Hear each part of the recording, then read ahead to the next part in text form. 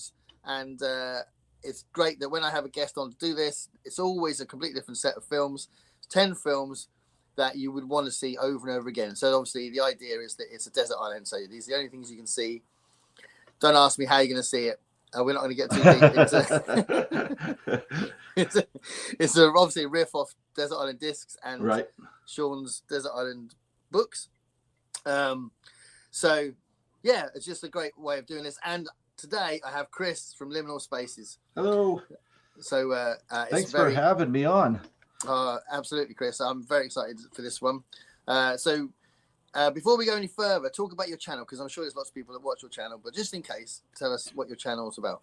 Yeah, I started my channel Liminal Spaces, and the goal of it was to talk about specifically kind of the weirdest or the strangest speculative fiction I could find. And yeah, if you like your reading kind of weird or strange or riddle like, that's the type of stuff that I look for in my reading. So yeah, I just started a channel to talk about that. And actually, when I started my channel, I had my brother Jason. I don't know, Gareth, if you ever saw the older Liminal Spaces stuff, but there used to be two of us. My brother used to run it with me, and my brother is a wild movie loving guy.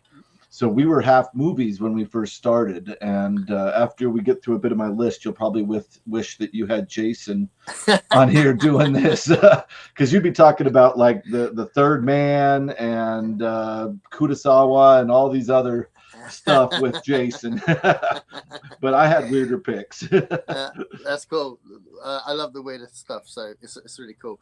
Yeah, I'm just trying to think. One of the weirdest books that I've read that I really like is probably Ubik. Yes. Have you read that one? I have. Yeah, I've got a thing on the channel about it. I really enjoyed it. Let me grab it. I have to get up a lot when I'm live. I'm sorry. That's all right. Yeah, I've read that one. Well, I've read lots of Philip K. Dick, but that's one I read a couple of years ago. It's definitely weird. I wanted to grab this particularly because it's got one of the best cover arts, I think, for a first edition. I mean, it's simple, but it's absolutely wonderful. That is awesome. Yeah, and so cool. The humor in this, I mean, I'll never forget him fighting with his own front door of his apartment or flat because he couldn't pay the nickel that it cost the door to open in this crazy capitalistic future of Ubik. Yeah, wonderful book. Yeah. Okay, so that gives you a sense of Liminal Spaces. And to answer your question, I have been watching you for quite a while, but I don't think I was watching it when your brother was on it. So that's really early. It was the first year. Right. Yeah. So I'll have to delve. I don't have a delve. Yeah. Yeah. If you, whenever you see somebody without a beard, that's my brother. That's how you tell us apart. Do you look like exactly the same? We look very similar. In fact, a lot of people are like, "Oh, he shaved his beard," and then the next week I'd have my beard back, and they're like, What's going on?" That is brilliant. I love that. Okay, so we're going to start talking about films now. We have had a comment, which is cool. So we'll get to the comment in a second. But before we get to the comment, I'll ask Chris, as I always do, what was the last film that you saw in the cinema? And I'll talk about what the last film I saw in the cinema as well. So What was your last film that you saw in the cinema? I wish this was a couple of days from now because I'm going to go watch Weapons in a couple of days. But unfortunately, the answer I have to give is the Minecraft movie. Because my kid was super excited about it. So the last movie I saw in theaters was the Minecraft movie. Which Did you like it? It was. I didn't sleep through it. I mean, it's not one I'd go buy, but I mean, it's weird because I remember loving Jack Black. If you've seen like Pick a Destiny, like the real old Jack Black stuff, I absolutely loved. It was very strange to see him in a movie where I felt like he was just kind of playing himself is the only way I can really explain it. And I don't really care about Minecraft. My kid loves it, but I'm I'm not really a Minecraft player, so yeah, it's a weird phenomenon, isn't it? It's like a huge game. Yeah, for me, I just consider it kind of Legos, but they're virtual. It's just virtual Legos. So when my kid's playing Minecraft, she's just putting Lego castles together. You know what I mean? Which I appreciate. I loved Legos when I was a kid. But yeah, the movie was my kid laughed through the whole thing, so it must have been good because that's, I'm sure, the target age. You know what I mean? Yeah, absolutely. Yeah, and I giggled a few times, so yeah, it was all right. But no, it's not going to be on this list. My last one was only a few days ago. I saw Naked Gun just before I went on holiday. Is it good? It's really good. It is really good. Really, oh, good. It is really funny, and yeah, it's just perfectly done. So I know David Zucker is quite annoyed that he's not involved, but yeah, it's very funny, and it's absolutely the tone you want, and they don't repeat. I saw some behind the scenes footage, and they repeated a joke from the first film, which is also repeating a joke from the Police Squad series. Right. And I thought, I'm so glad they took that out of the film because they didn't repeat it in the film. Oh, good. And it'd be ridiculous to do it a third time. You know, it's a great joke, but but all the jokes are fresh and new, and some of them are there's a lot of them that are laugh out loud funny. You know, yeah, it's an absolutely. It's hilarious. So yeah. Oh, good. Yeah. I think I might go. I don't know if I can go. If I can go again, but I might go again just because when I went, there wasn't that many people in the cinema, and I think it would be interesting to see it with loads of people in there to get that kind of wave of laughter. Yep. You know, and sort of comedy and horror movies you want to watch in a theater full. yeah. Really, truly. But I really want to see Nobody 2. Have you seen the first Nobody? No, I don't even know what it is. It's the guy from guy who played Better Call Saul, Bob Odenkirk. Oh, Odenkirk, okay. Yeah, and he's if you don't know the film, I wouldn't spoil it by telling you the plot. Okay. Because I went in blind and I was like, oh my god, it's like this. It went in a weird direction, and I thought it was fantastic. The first one. Interesting. So they just brought out a sequel, which won't have as many surprises, but yeah, he just looks like in the beginning, first sort of 5 or 10 minutes, he just looks like this sort of downtrodden, sort of middle-aged husband, kind of father, kind of guy, and then it turns out he's a lot more than that, and it becomes this sort of action thing. Interesting. But, we love Bob Odenkirk here in New Mexico, just because he got a start in Breaking Bad, which is which we kind of consider ours. Yeah, why not? Yeah, that's what. Yeah. So yeah, let's go to some comments because we've got lots of comments now, which is great. Sweet. So Heidi's here. Hi, Heidi. Hi, Heidi. I'll be reading Ubik soon. Awesome. I love Three Stigmata. I'm gonna say, Heidi. Personally, for me, I think Three Stigmata is the peak so far for me. Ubik was really good, but it didn't get all the way up to Three Stigmata for me. That's my favorite Dick so far. I haven't actually read that. It's weird. Right. It's strange, and I love it. It's post-apocalyptic. Well, I guess the story was it's people living on Mars, playing with Barbie dolls, and taking a drug that allows them to inhabit the Barbie dolls so that they can get away from the awfulness of living on Mars. Like it's incredible. It's one of Dick's best. Really, truly. That's an awesome plot. And Jack Black was awful in the Obi-Wan Kenobi TV show. I didn't see it. I'll go against the grain. I don't mind him being in it. It didn't throw me really. Was that the Obi-Wan Kenobi one? I like that series actually. I like what they did with Princess Leia in that. Yeah. You won't find any Star Wars flicks on my top 10 here today, which my buddy, my really good friend who I bowl with, gave me quite a lot of crap about that there was no Star Wars on there. So if you want to give me more crap in the comments for that, you can. I don't think it's a given. I think everyone has to have a Star Wars film. My buddy would disagree. I love that. I did my own version of this. I haven't done it live, but I did my own version as a video, and I didn't have any I don't think I had any big blockbuster films in it. I don't think they were a little bit more eclectic. I think. Yeah. Richard, hello, how you doing, buddy? Awesome. I'll be please, live with Richard in 3 days. Oh, cool. Yeah. Is that your channel or his channel? His channel, and if you go look at the thumbnail, it's incredible. He has 6 sci-fi booktubers on there, and it's all of us with our kid pictures in front of us. It's great. Yeah, I actually wrote, I think I wrote on the event, on the chat bit of the event, great thumbnail. Yeah, which you did for me as well, which is thanks for that. yeah. It was a good thumbnail. I saw it. I was like, that's great. It looks like your perspective is spot on. We're the right size. I know that sounds stupid, but you had to cut that out and size it and put me in the seat. It was incredible. To be honest, Chris, that took me bloody ages. I'm sure it did, because right when I saw the perspective, I was like, wow, we look like we're just hanging out in the theater right there together. That's incredible. I kept adjusting it and going, no. Yes. Oh, it's doing my head in.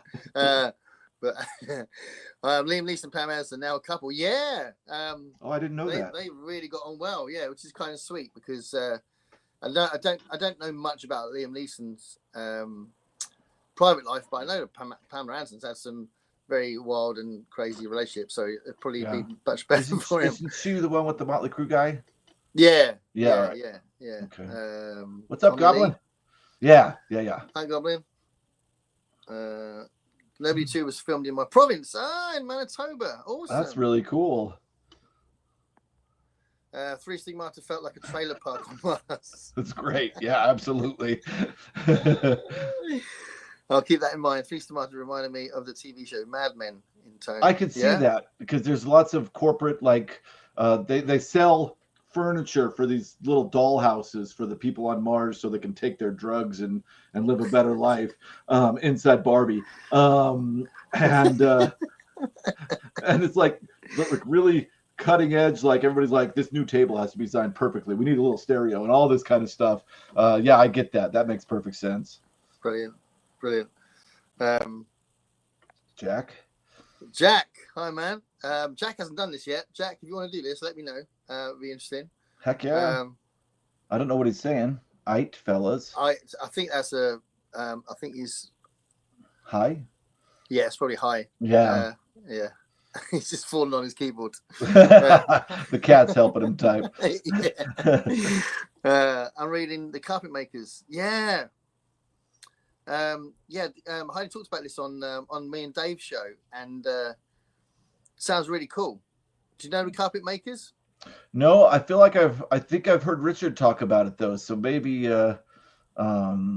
maybe he'll bring it up. But I also don't know what is and this might be something I watched that I don't know the title of. What is this thing on? Oh, that's me and Dave's show. So Dave from Book Blather, we do a thing for every 2 weeks, and we just chat with a guest. Okay, so that's the live show I've watched a couple of times. I just didn't know the title. Okay. Yeah. Oh, no, it was not Rich or Richard. It wasn't Richard that talked about Carpet Makers. I've heard of this somewhere. Somebody's talking about. Yeah, I got it wrong. I thought it was like a dystopia thing, but it isn't. I can't remember what it is now. I can't retain information, Chris. No. But Rich said it was a lot of fun making the thumbnail. It was just from Nick. Yeah. Awesome. Yeah. It wasn't him. Yeah. Okay. Right. So we got a lovely bunch of people here. So thanks for coming in. So let's start talking about your 10 films. So these are films that you would be very happy to watch over and over again. No, I broke the rules, Gareth. I broke the rules right away because I realized, and my list was a little late to you, and I apologize for that. And the reason for that is because I had a very difficult time doing this, which I thought was going to be very easy. And if it was my books, I probably, would have had a massive, really cool, kick-ass list right away. But I don't rewatch films a lot. I read a lot. So I ended up picking movies that have had profound effects on my life. I'm sorry, it's not the exact prompt, but yeah. That's cool. I kind of some of these I probably wouldn't watch over and over, although some of them I would. But yeah, some of them just like really affected who I am as a person when I saw them throughout my life, if that makes sense. That's awesome. So films that made you kind of thing. Yeah. I broke the Yeah. rules a little bit. I'm sorry. That's awesome. I'm absolutely fine with that. I think it's really hard to bring it down to 10 anyway. Yeah. So yeah, and it's sometimes there are films that you absolutely love, but you don't want to keep seeing them. Right. Some, like, I don't know. I really like Reservoir Dogs, but I've only seen it once, and I only want to see it once. But I know it was really good. Yeah. You know, so there's films like that you just, you know, but there are also films that, you know, just make you laugh or I remember enchanting. And this isn't on the list, but I remember we all went crazy for Fight Club when it came out. Yeah. That movie, I mean, we all loved David Fincher. My brother keeps us up to date on good directors and so on. So we all went crazy when that movie came out. And we watched it in the theater and we loved it. And whenever it came out on DVD, we went and bought it. And my brother and I sat down to watch it. It was just him and I. My sister-in-law was out. I can't remember what she was doing, but it was just him and I. And we put the movie on, and we got about 30 minutes into it, and we were like, you know, we should clean the house. And we paused it, and we cleaned his whole house because the movie is so dirty. Like every scene in that movie and the abandoned house they're living in and everything, we were just like, you know, we like that film, but I know that it's kind of fallen out of favor over time now, but it was huge at the time, and we couldn't get through a second viewing of it. And if you would have asked me this question back in like 2002, I would have been like, Fight Club is on my list. But yeah, I couldn't watch it again. Yeah, sometimes they just they're mind blowing, but can be hard to watch. Yeah. Yeah. I love the reason why it's hard to watch. You don't watch it if your place is spotless. Right. Yeah. We just kind of looked around like, let's clean the house. All right, yeah, let's clean the house. I love that. Okay, so your first film, where are we going to go? My first film, we're going to go, I don't know, have you had cartoons on here before? Yeah, I think some people have picked. Yeah. Okay, I'm not the first, but this might be I can't remember what, but I think the most childish cartoon you're going to get on here. I'm going to start. Hi, Constance. I'm going to start with Alice in Wonderland. That is my first pick, and I know that that's absolutely ridiculous, but I cannot tell you how influential this movie was for me, and it brought me to the book. I went in a kind of a weird direction, and I have a book here of Alice in Wonderland. This is a facsimile of the first edition. I wish I could hold a first edition of Alice in Wonderland up, but that's like a $35,000 book. But this is a very it's from the 40s, this facsimile of it. But this film, for me, when I first saw it, I mean, nobody can say for sure their own history, but for me, it's the first memory I have of viewing something truly liminal.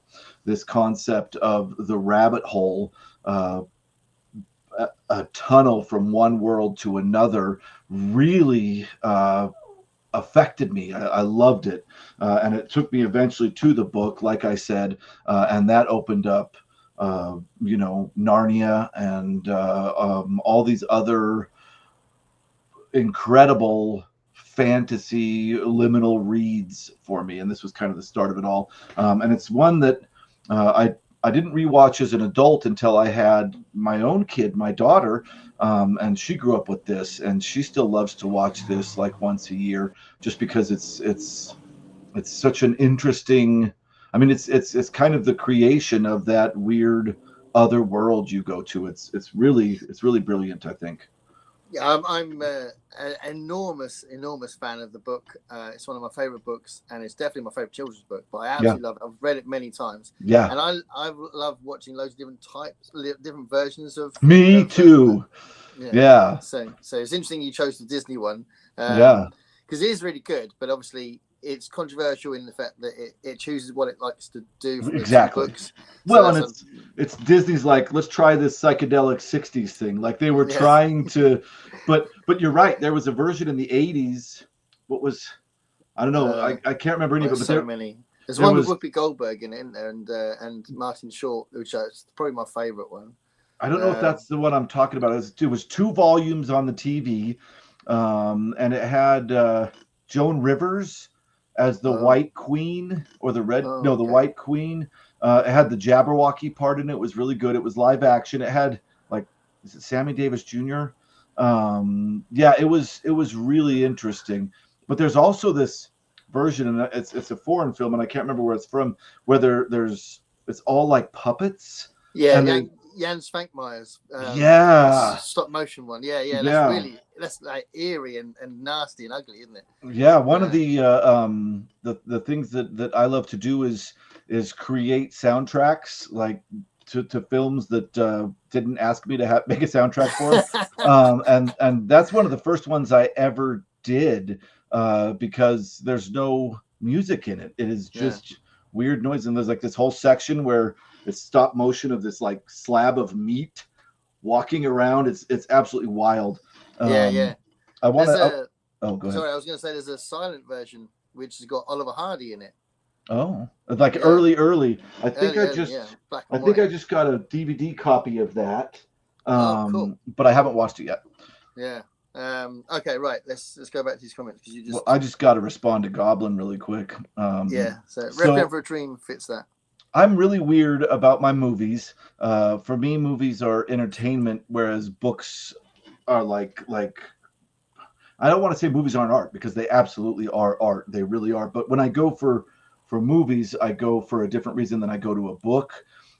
Anyway, long story short, my brother was like, let's all watch Requiem for a Dream, and I have never been more angry at the end of a movie in my life. And I know, and Jason's explained over and over again, that was the point the director and the writer were trying to make. But damn, I was so livid. Like, I wanted to fly to the director's house and just be like, dude, what the hell? Like, the poor woman getting addicted to drugs because she thought she was going to be on it's too much for me. I wept. I hated it. You'll see some dramas on this list, but nothing like that. That was like a kick in the nuts. I just couldn't handle that movie. And definitely gonna rewatch it over and over again. No way.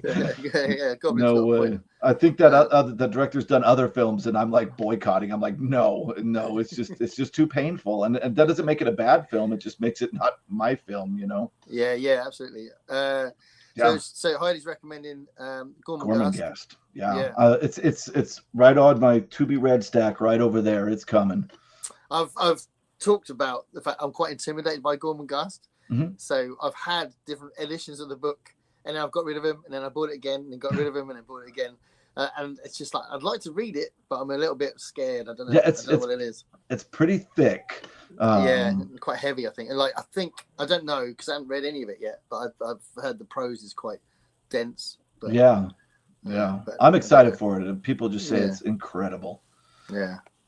Bookseller on YouTube took us with him to bid on the first edition of Through Looking. I know who that was, Constance. That was what is that? What's his name?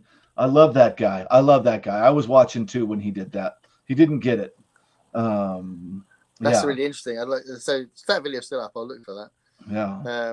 Requiem is indeed a horror show. Ellen Burstyn needed that Oscar.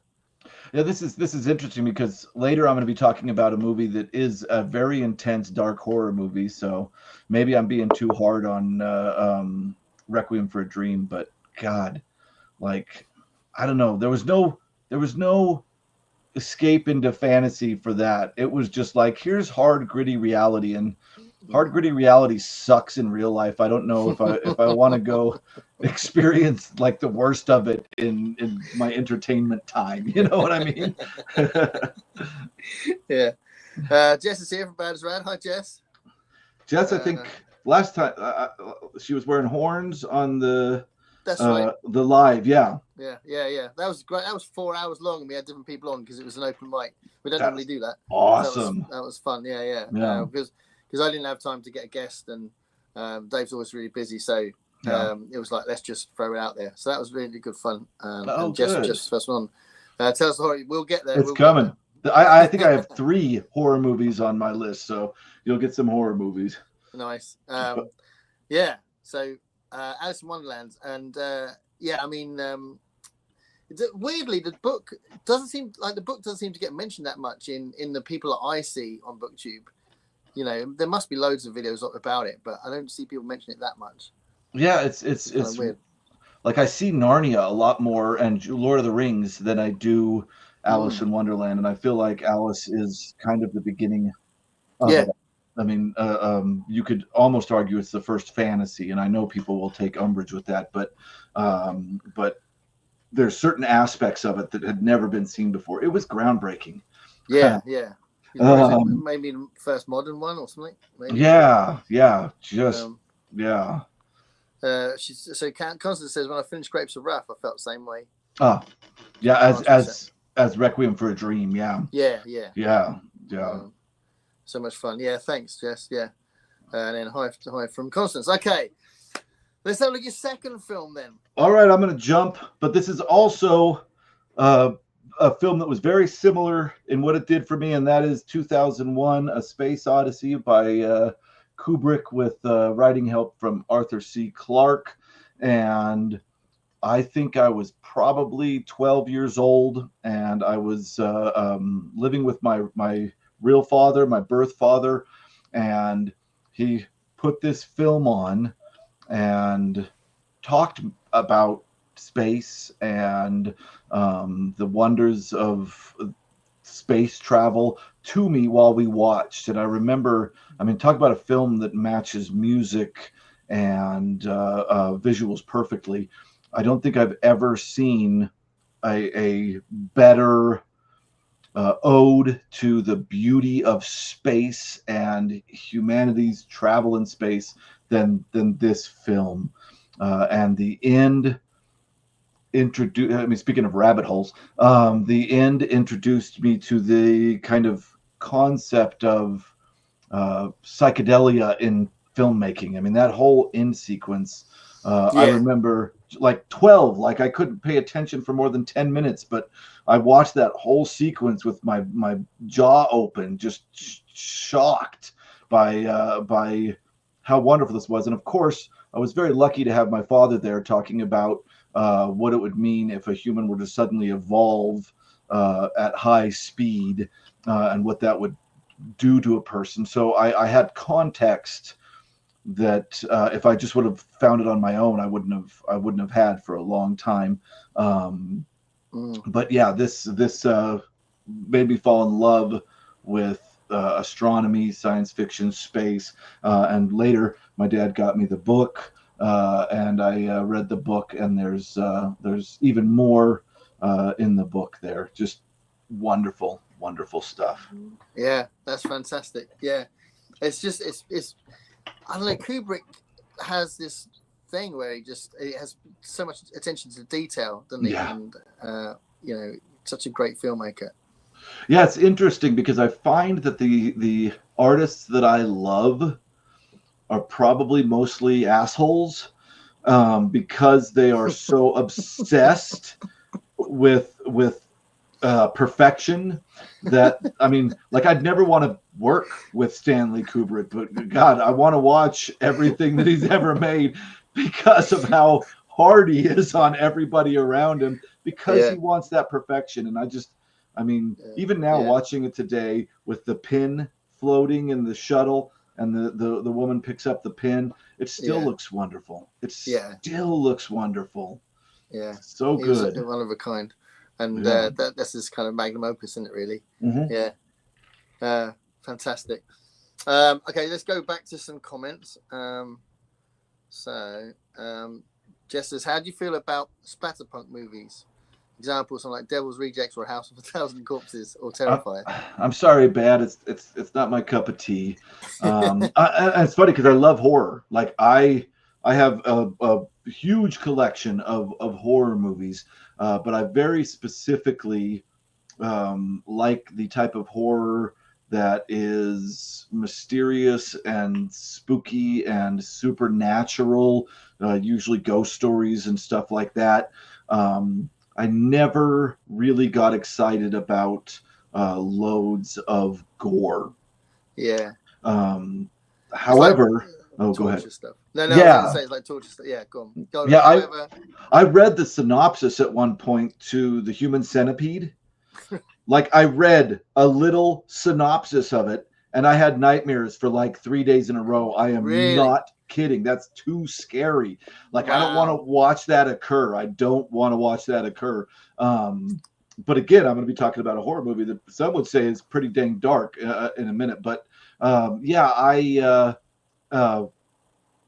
however, I said a minute ago, so I'm doing a horror reading group with some other sci-fi booktubers, and Brian from Bad Taste Books is having us read a book called Light at the End, which is considered, I hope I'm thinking of the right genre, is considered kind of the grandfather book of splatterpunk.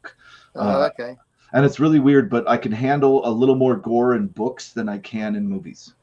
Yeah. Like visually taking it in and reading it is different somehow.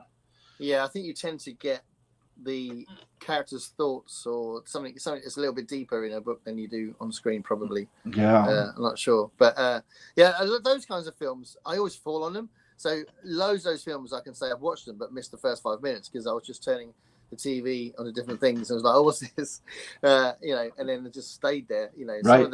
Some of the naff films I've seen on the horror channel, like The Human Centipede, I've seen that. Oh my God, I can't believe you were able to sit through it. That's crazy. I was at the end of it, I thought, why have I just wasted 2 hours watching this? But I just switched my brain off.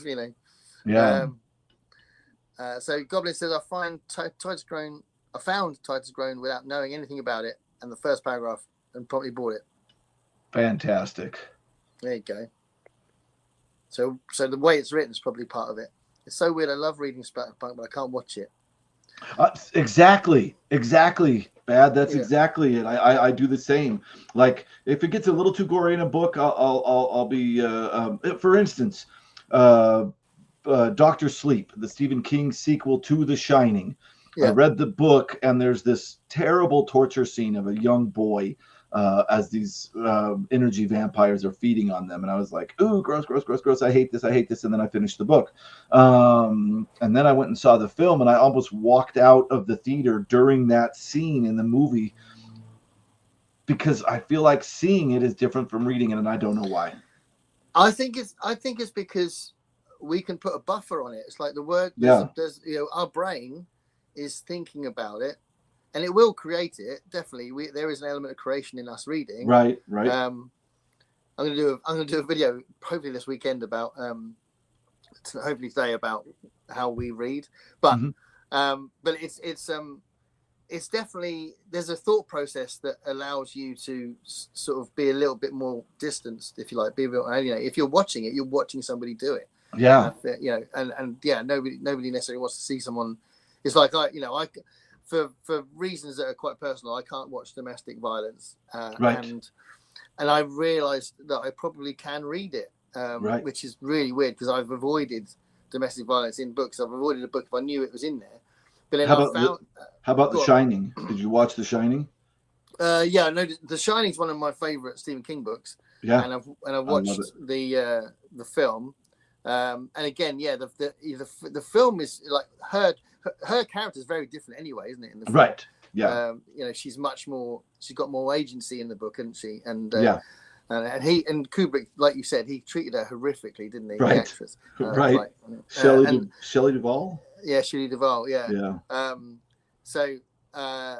So there is that element to it anyway. Yeah. But it's funny. I am the same. That I do think it's different watching it. It's different being a witness to it. I think that's the thing, isn't it? So if there's something you don't want to see, then you can probably read it. Yeah. Strange but true. Yeah. Yeah. Yeah. Really interesting. Okay, where are we? Greg from Ghost Readers in the Sky is here, and he says, did I miss the discussion of Wayne's World?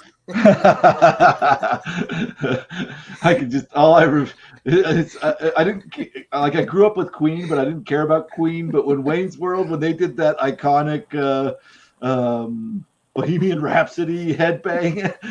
Yeah, that was a silly movie. It's a great film. It is a great film. It's a classic. If anyone chooses that film, I'm not going to go, no, what are you doing? I'll be like, great film. Yeah, absolutely. But unfortunately, not today. Wayne's World so fun. Yeah, classic. John Perfection, how hard a person can be. Yeah. No, Kubrick was a bit strong on that. Want to make an epic Napoleon film? That would have been Yeah, I saw that in the documentary. Yeah, he would have done the research, wouldn't he? Definitely. Yeah. Obsessive creators, obsessions. Yeah. That's okay, Chris. I rarely watch Splat Pump once in a while. Oh, okay. Yeah, so she maybe feel the same. Syllabine. Yeah, it's a one-off. Oh yeah. There we go. Yeah, we're all saying the same thing, aren't we? Yeah. When you read, you don't have to put up with all the screaming. Yeah, exactly. Yeah. Exactly. That's the thing I think that is so unnerving in Texas Chainsaw Massacre. Yes. Good. She just won't stop sort of moaning and screaming, and you just think that there's a constant reminder that she's in pain. Yeah. And I think that's a really good point. Does that count as splatterpunk? Because I watched that, and I just remember. So. I remember right at the beginning, that first kill, when she's like, or he, I can't remember who dies, but he's like clunk, and then he slams that metal door, and I was like, holy crap, we're in for it. It was so scary, man. Yeah. Wow. Yeah. And like The Hills Have Eyes and stuff like that, and a film like Cabin in the Woods, and all those films. I skipped all those. People being attacked. Yeah. There was a French one, because I don't normally watch those kind of films, but again, I fall on them sometimes, and I go, "Why did I watch that?" Right. But there was one that after it finished, I said, "Actually, that was really good," because I thought it was really well made, and the tension was insane. It was really like in your face all the time, and that was it's a French film called Switchblade Romance. Never even heard of it. And I think it's been renamed in something else, but it was these two women, and they were just out for a trip somewhere, and then the whole film was them trying to escape from this nutcase, and that was actually done really well. But I don't know. I guess you can be better than that sometimes. I can never do that in the future. I would puke. Yeah. That's what it's designed for, isn't it? I'm the only one who felt like that. Yeah.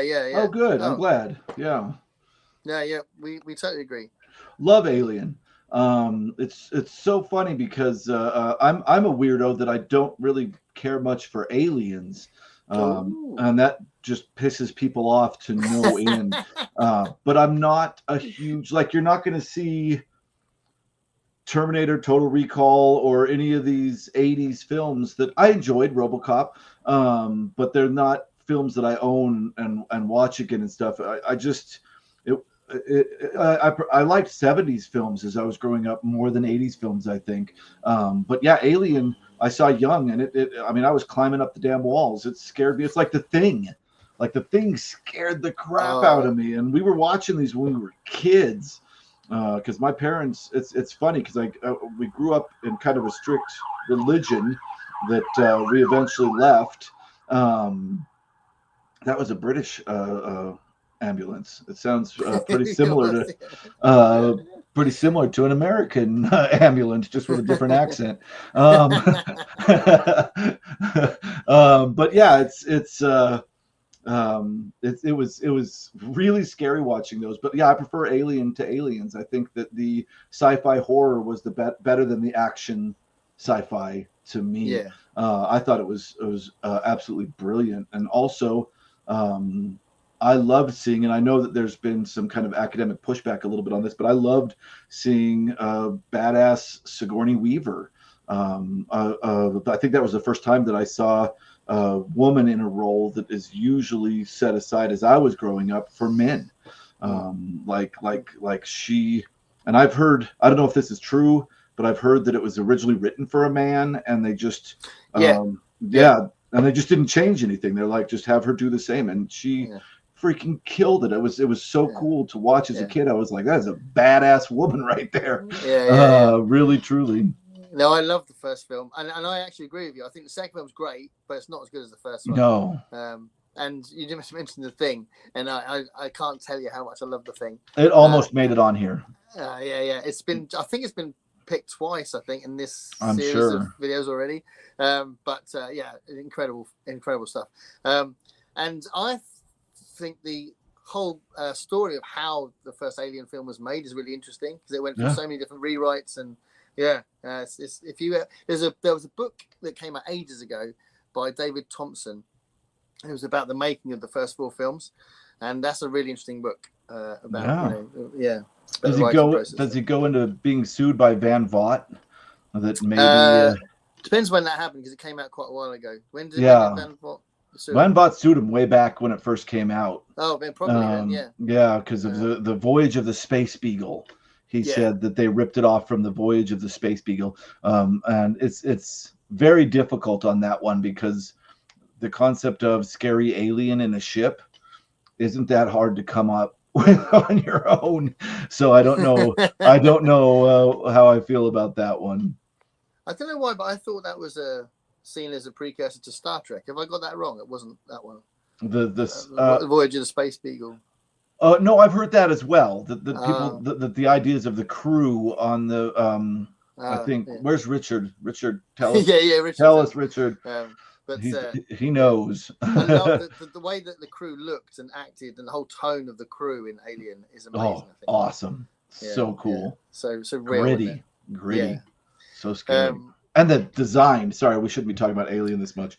The what's his name? Hedgehog Geiger. Yes, the Geiger designs. Damn. Yeah. All right. But it's the way the crew is done is Dan O'Bannon's idea, and Dan O'Bannon wrote Dark Star. Have you ever seen Dark Star? I haven't, but I've heard about it. It's kind of a Star Trek not Star Trek, Star Wars ripoff, right? That came out right after Star Wars. Or am I thinking of the right thing? No. Dark Star is it's a really unique film. It's about 4 crew members plus a captain that's in the freezer, kind of suspended animation, and they bring him out to get advice. It's a really stupid film, and these 4 are just really bored, and they have to blow up planets that are just like problem planets, and they're just really just like whinging at each other, and it's just just a really weird film. But yeah, I think that sense of this crew being bored and hating their jobs and not wanting to be in space and being fed up, that's you can see that in Alien. Right, and it's funny because of the golden age, of course, everybody wanted to be in space. The golden age of sci-fi, all of them are about people that really wanted to be in the space, and this idea creeping in that if it becomes so normal space travel, some people are going to hate it. Yeah. Sorry to jump ahead, but Richard answered. He said both were inspired by the Space Beagle, and that Van Vogt settled for $100,000. There we go. So, that's cool. Yeah. Thank you, Richard. Thanks, Richard. What about Starman? So, what did you think of Starman? Well, I got to see if this is the right film I remember. Is this the one where she finds the guy? And here's what I remember from Starman, if I'm even thinking of the right film, and this is it. Isn't he learning how to drive? And she is trying to tell him what the different color lights means, and he understands it incorrectly or something. Boy, this is an old memory. Green means go, red means stopped, and yellow means go faster. I can't remember. I saw it when I was a kid, and I've just one of them means to watch again because I love Jeff Bridges. I'd love to watch it again too because I also love Jeff Bridges. Yeah, but I can't answer that question. So maybe someone else will answer that question too. Yeah. So Heidi, I think your answer is Chris is not sure what he thinks about Starman. Yeah, that's all I can remember, and I don't even know if it's the right film. Do you gentlemen have a surround sound system? I do. Blasting scenes.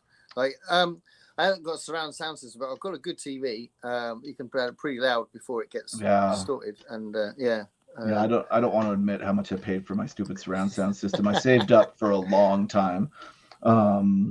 But for me, music is a big deal, and we'll get into that a little later. As we go through this. Yeah, I love the fact you picked a music one. Someone else picked a music one as well. It might have been Ben at Grammaticus Books. I think he might have picked a music one as well. Ben's been on here. I gotta go watch it. It's brilliant. Ben's one of my channel twins. He and I started the exact same month on the exact same year on BookTube. Yeah, that's awesome. I absolutely love the aliens. My favorite is where they clone Ridley. It'll be Ridley. Yeah. Ridley? No, is that right? That's Ridley Scott's the director. Oh, no, Ripley. no, right. Ripley. Ripley, yeah. Yeah. It's me agreeing. It's like, yeah. Ellen Ripley, yeah. Has anyone seen the Texas Chainsaw Massacre film starring Renée Zellweger? A friend of mine played Leatherface. That's awesome, Constance. Yeah. Dang. Yeah, I remember it coming out, but I'm sorry. I was like, the original exists, so I don't see any reason to watch the new one. But now I can watch it and go like, Constance knows that guy. Yeah, that's really cool. Yeah, that's thanks for that, Richard. That's awesome. He's the guy. I live by the remake. Oh wow! So. Wow! This is really all these different collections to Texas Chainsaw Massacre. Yeah.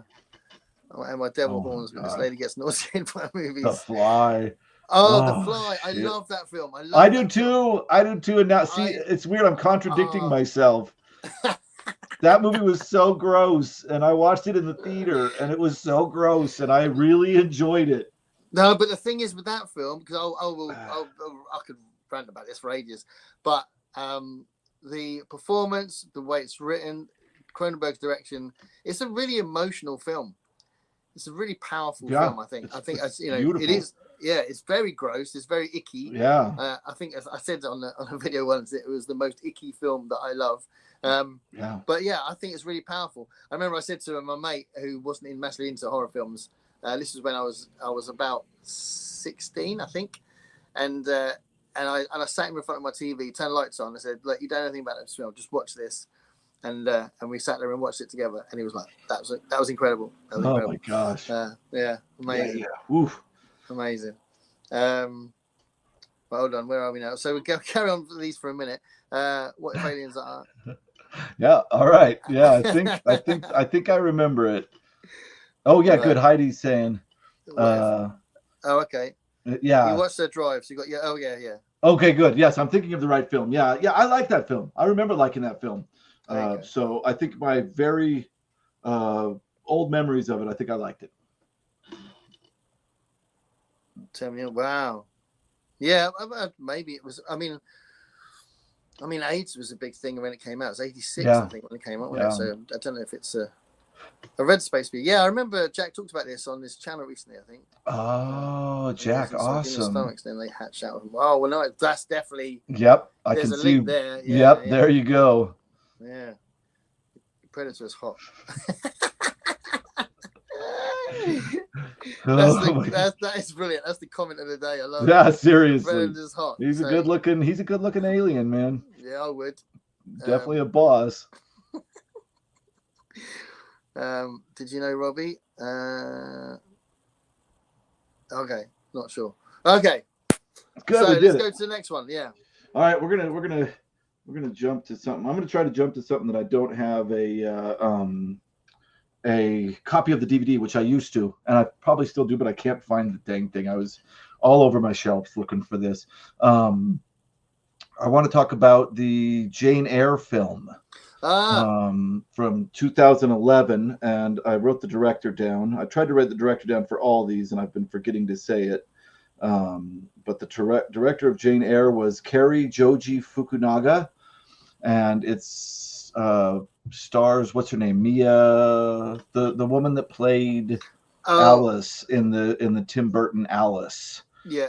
And I forgot her name. Yeah, so I have a very old copy of Jane Eyre in book form that I can find from the late 1800s that I absolutely love. But this is one of my favorite books of all time, and I have had the pleasure of teaching it quite a few times, and I think that it is, in my opinion, for a romance, the most kind of focused of, thematically, the most focused of romances I've read, in that it sets up these doubles for the romance. So you have Mr. Rochester and Jane Eyre, but then you have the I think it's St. John, the Christian missionary that wants Jane to be his wife because he wants her to be the perfect Christian missionary wife. And then you have this rich woman whose name I forgot that wants to marry Rochester for his money. So you get these juxtapositions of all these different possibilities of what love that looks socially correct and love that looks socially incorrect, and which one is incredible, or which one is real and which one is right. And in the end, you get somebody who thinks that what other people see as flaws in Jane Eyre and what other people see as flaws in Mr. Rochester, they see in each other as the things they love about each other. I just thought that was really incredible. I think it's one of the most beautiful romances ever. And the film version is incredible. It's really well done. So have you seen other film versions as well? I have. That's the best one. Yeah, in my opinion, that's the best one. Yeah, and I know a lot of people, and I have a copy of it over here. I could find that DVD, but not this one. Like the '80s version more, but I feel like the 2011 version, to me, kept in lines from the book that I feel were very important that were cut out in the '80s version. Yeah, that's interesting, isn't it? That's when you're adapting a book. Yeah. I think if there are some absolute blinding lines in there, you've got to include them, haven't you? Yeah. And of course it's up. I mean, any translating from book to screen is very difficult. So I'm always I have lots of jokes. The movie was better. I have a shirt that says that. I mean, the book was better. Sorry, the book was better. But I have a tendency to be really forgiving about the translation from book to movie, because it's not easy. No, it's not easy. It's incredibly difficult, and there's no way you can ever make it exactly like the book. It's impossible. Yeah. That's awesome. Right, let's have a look at. So Bad's replied to Constance. Not really. No, I just visited the film locations and seen a couple of their movies. Okay. Your passion for. Hold on. Your passion of romance in the movie. Yeah. Yeah, absolutely. Yeah. So I don't know Jane Eyre, so I'm not well versed with the book at all, and I haven't seen the film. So yeah, it's good. If you ever did you ever read Wuthering Heights? I didn't, but that is probably going to be the first thing I'll read from that period. It's so strange because everybody when I first started reading in school this kind of stuff, the first thing everybody talked about was Wuthering Heights. It's one of the greatest stories ever. Speaking of domestic violence, like that book is not fun. It's good.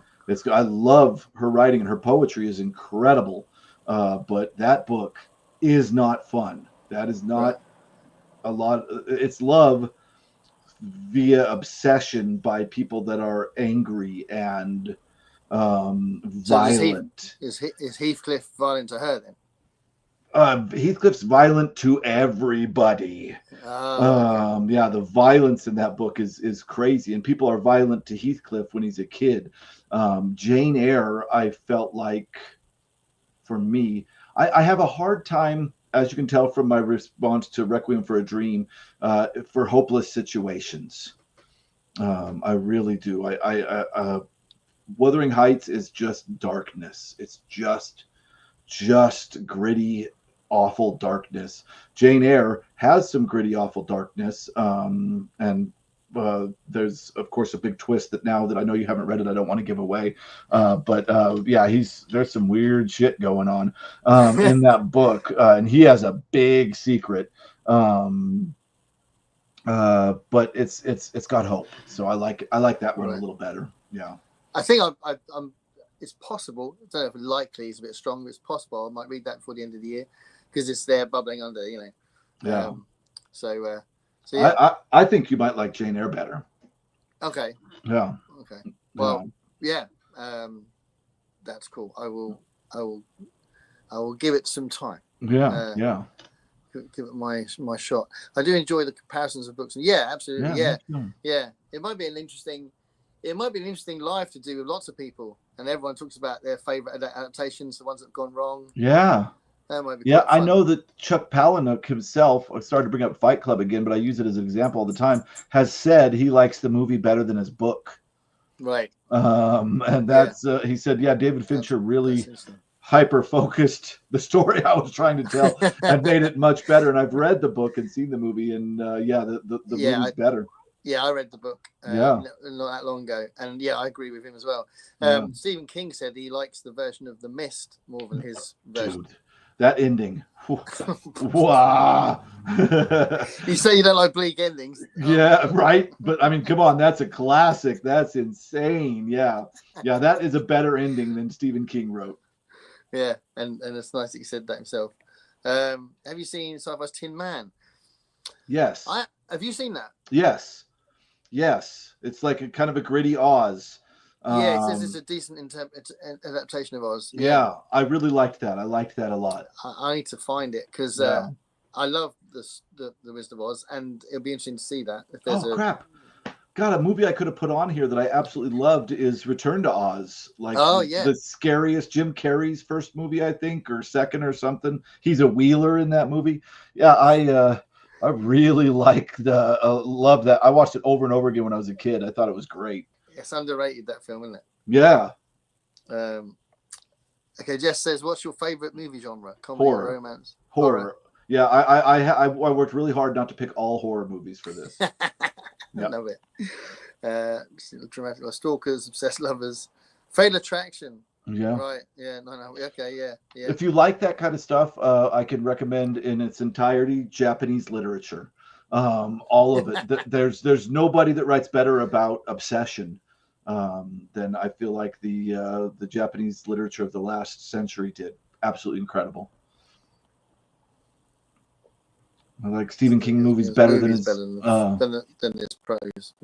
Yeah, I go back and forth. Yeah. I love that. I'm a big fan of David Fincher in general. Yeah. Okay, so let's go to our next film. Okay, our next film, we're going to go to horror, and I'm going to choose Tale of Two Sisters. This is a Korean horror film that was huge in Korea, so much so that the set that they built for this became a tourist destination. They left it up. Wow, that's awesome. Big name actors in here from Korea. And I only know all this because I happened to have a friend from Korea watch it with me the first time I watched it. This is psychological, mind-bending, supernatural horror. It's about two young girls, sisters, that are released from a mental asylum and come home to their father and their stepmother, and reality starts breaking down very quickly. And the first that we see of this is objects start doubling. For instance, this young girl is going to put her diary in her desk, and she has a drop leaf desk, and she opens the drop leaf and her diary's already there, but she's holding it in her hand. And this happens with laundry and clothes. Really weird stuff. And it just goes on from there and gets weirder and weirder and weirder. The acting is brilliant. The writing is good. There could have been a couple of more scares, but the scares that are there are done so well that they're the kind of scare that doesn't make you jump, but makes you releases adrenaline, but also gives you goosebumps. I don't know. I love being scared, and there's many layers of that, and my favorite is the creep scare, I call it, where it's not a startle, but it still releases the adrenaline like a startle, and all your goosebumps stand up. Yeah. I love this. So I'd love to see a video from you about different ways that I should totally do that. Yeah. Different ways they can affect you would be brilliant. But that sounds amazing. So I haven't seen that film, but I want to see it in Korean cinema. It's a retelling of a Korean fairy tale. Oh, nice. Which is why the tagline is "Fairy tales have never been this grim." With a double M, presumably. Yeah, that's right. That's right. I gotta quickly just ask. Bad as Rad just said something in the comments. Shudder was an excellent movie, great ghost story. Are you talking about Shudder from Thailand? Because if you are, that is with this movie my two favorite Asian horror movies. Ah, The Thai film Shudder is the opposite of this. It's not as mind bending, but the scares are top notch. The best scares I've seen in a horror movie. I hope you're talking about the Thailand version of Shudder. It's incredible. Sorry to jump into no, that's cool. Yeah. into the As I comments. described it, as you were saying, that's cool. Yeah. I mean, she's made a comment I want to respond to as well, but I'm gonna go back to Sure. what she said. She says, "Oh no, not that one." I do enjoy the movie Train in Busan. It's a great Made movie. me cry. Yeah, me too. I did a movie update that says what's going on with the channel, and Train to Busan still makes me cry is the name of the update. Nice. So Sephiros is here. Sephiros, thank you for joining us. So Sephiros is a really good composer. So this gives gives me a chance to say it because I've seen what he's done. I've seen what he does, and I've seen people talk about him on like Jake's channel and stuff like that. But now I can say it because it's my channel. Yeah, so, that's right. You're awesome, mate. Absolutely. Yeah, great. Yeah, really, truly. Yeah. Okay. So have you seen Parasite? Yeah. So Parasite, I love that film. I like when movies discuss classism, and I think that Parasite is a wonderful horror movie about classism. I did like his first movie a little. Well, I don't know if it was first. I did like his first movie that was released in America and probably England a little more, which was The Host. Am I thinking of the right guy? I hope I'm thinking of the right director. I think he did The Host. I think that's him because I've seen two others by him, but not that one. The Host is incredible. It's just a scary river monster, but it's so damn good. That's cool. I think he's amazing. Because he did Snowpiercer, didn't he? Crap. I hope we're thinking of the right guy. It's Boon Joon-ho. Boon Joon-ho? Yeah. Yes. Yeah. And Ojka as well, which I saw quite recently. And Ojka's a lovely film. I don't know that one. It's kind of like a bit of a exploration of animal rights and stuff, but from this enormous pig, like it's like size of a house. Yeah, I've heard that one will make it so you don't want to ever eat meat again. Yeah. So yeah, that's a lovely film. But yeah, I think he's amazing. And the thing with Parasite is I went in blind again. See, sometimes it's so good to go in blind. And me and my wife were visiting Oxford, and our hotel was next to a cinema. And she was like, I'm going to turn in for the night. And I was like, well, I still want to do stuff. So I thought, I'm going to go see what's in the cinema. And that was showing. So it was before all of the hype about it getting an Oscar and stuff. And I thought, I'll give it a go.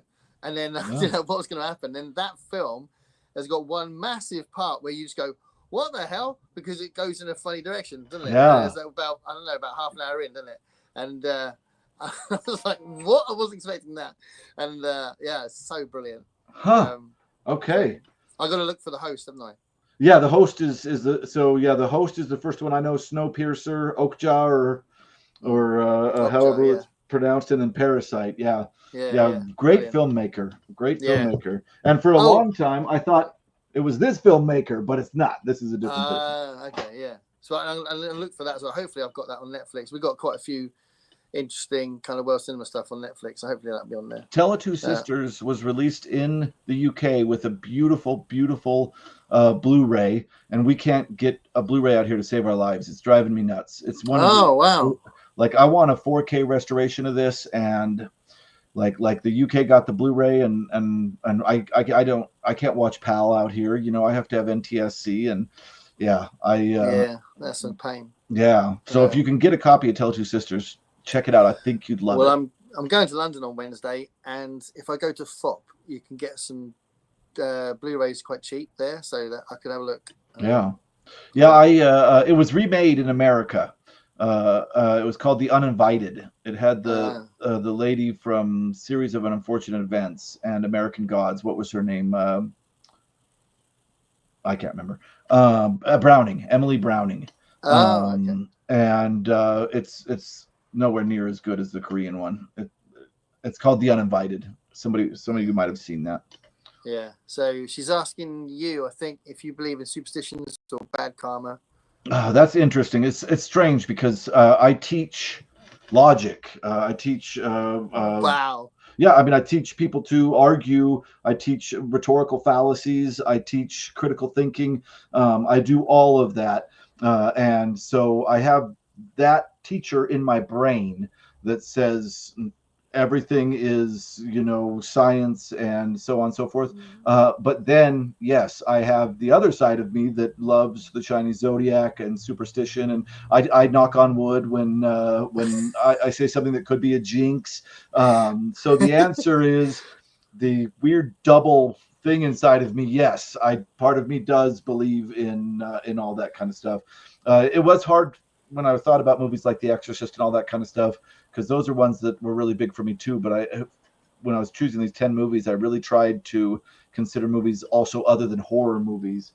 Or like I said, I could just have 10 horror movies. Yeah. So that was one you knocked off. I taught critical thinking as well for a year. I did Awesome. Yeah, there was an extra class that was added, and I was free to teach it, so I taught it for a bit, and then I really enjoyed teaching it.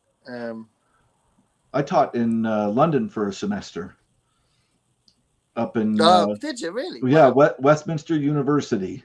Nice. Yep, and I got to stay in a little dorm there that was away from the university, and we got to walk, and we'd have to walk through Buckingham Palace to get to Westminster University. It was wonderful. It was 2008. I had a wonderful time. I was there for 3 months, and I hung out at the British Library all the time, and it was incredible. I loved it. I hope to go back someday. Really. If you ever go back, you got to tell us. Yeah. I'll be there. I'm not that far from London. So. Oh, nice. Okay. Yeah. But I love going to London. Yeah. So for us, well, to be fair, I shouldn't skip this. Thank you. So no worries, mate. Host is great. Yeah. So I need to. Don't apologize. Right. No, never apologize for talking. It's a conversation. Yeah. So what do you think about cliffhangers?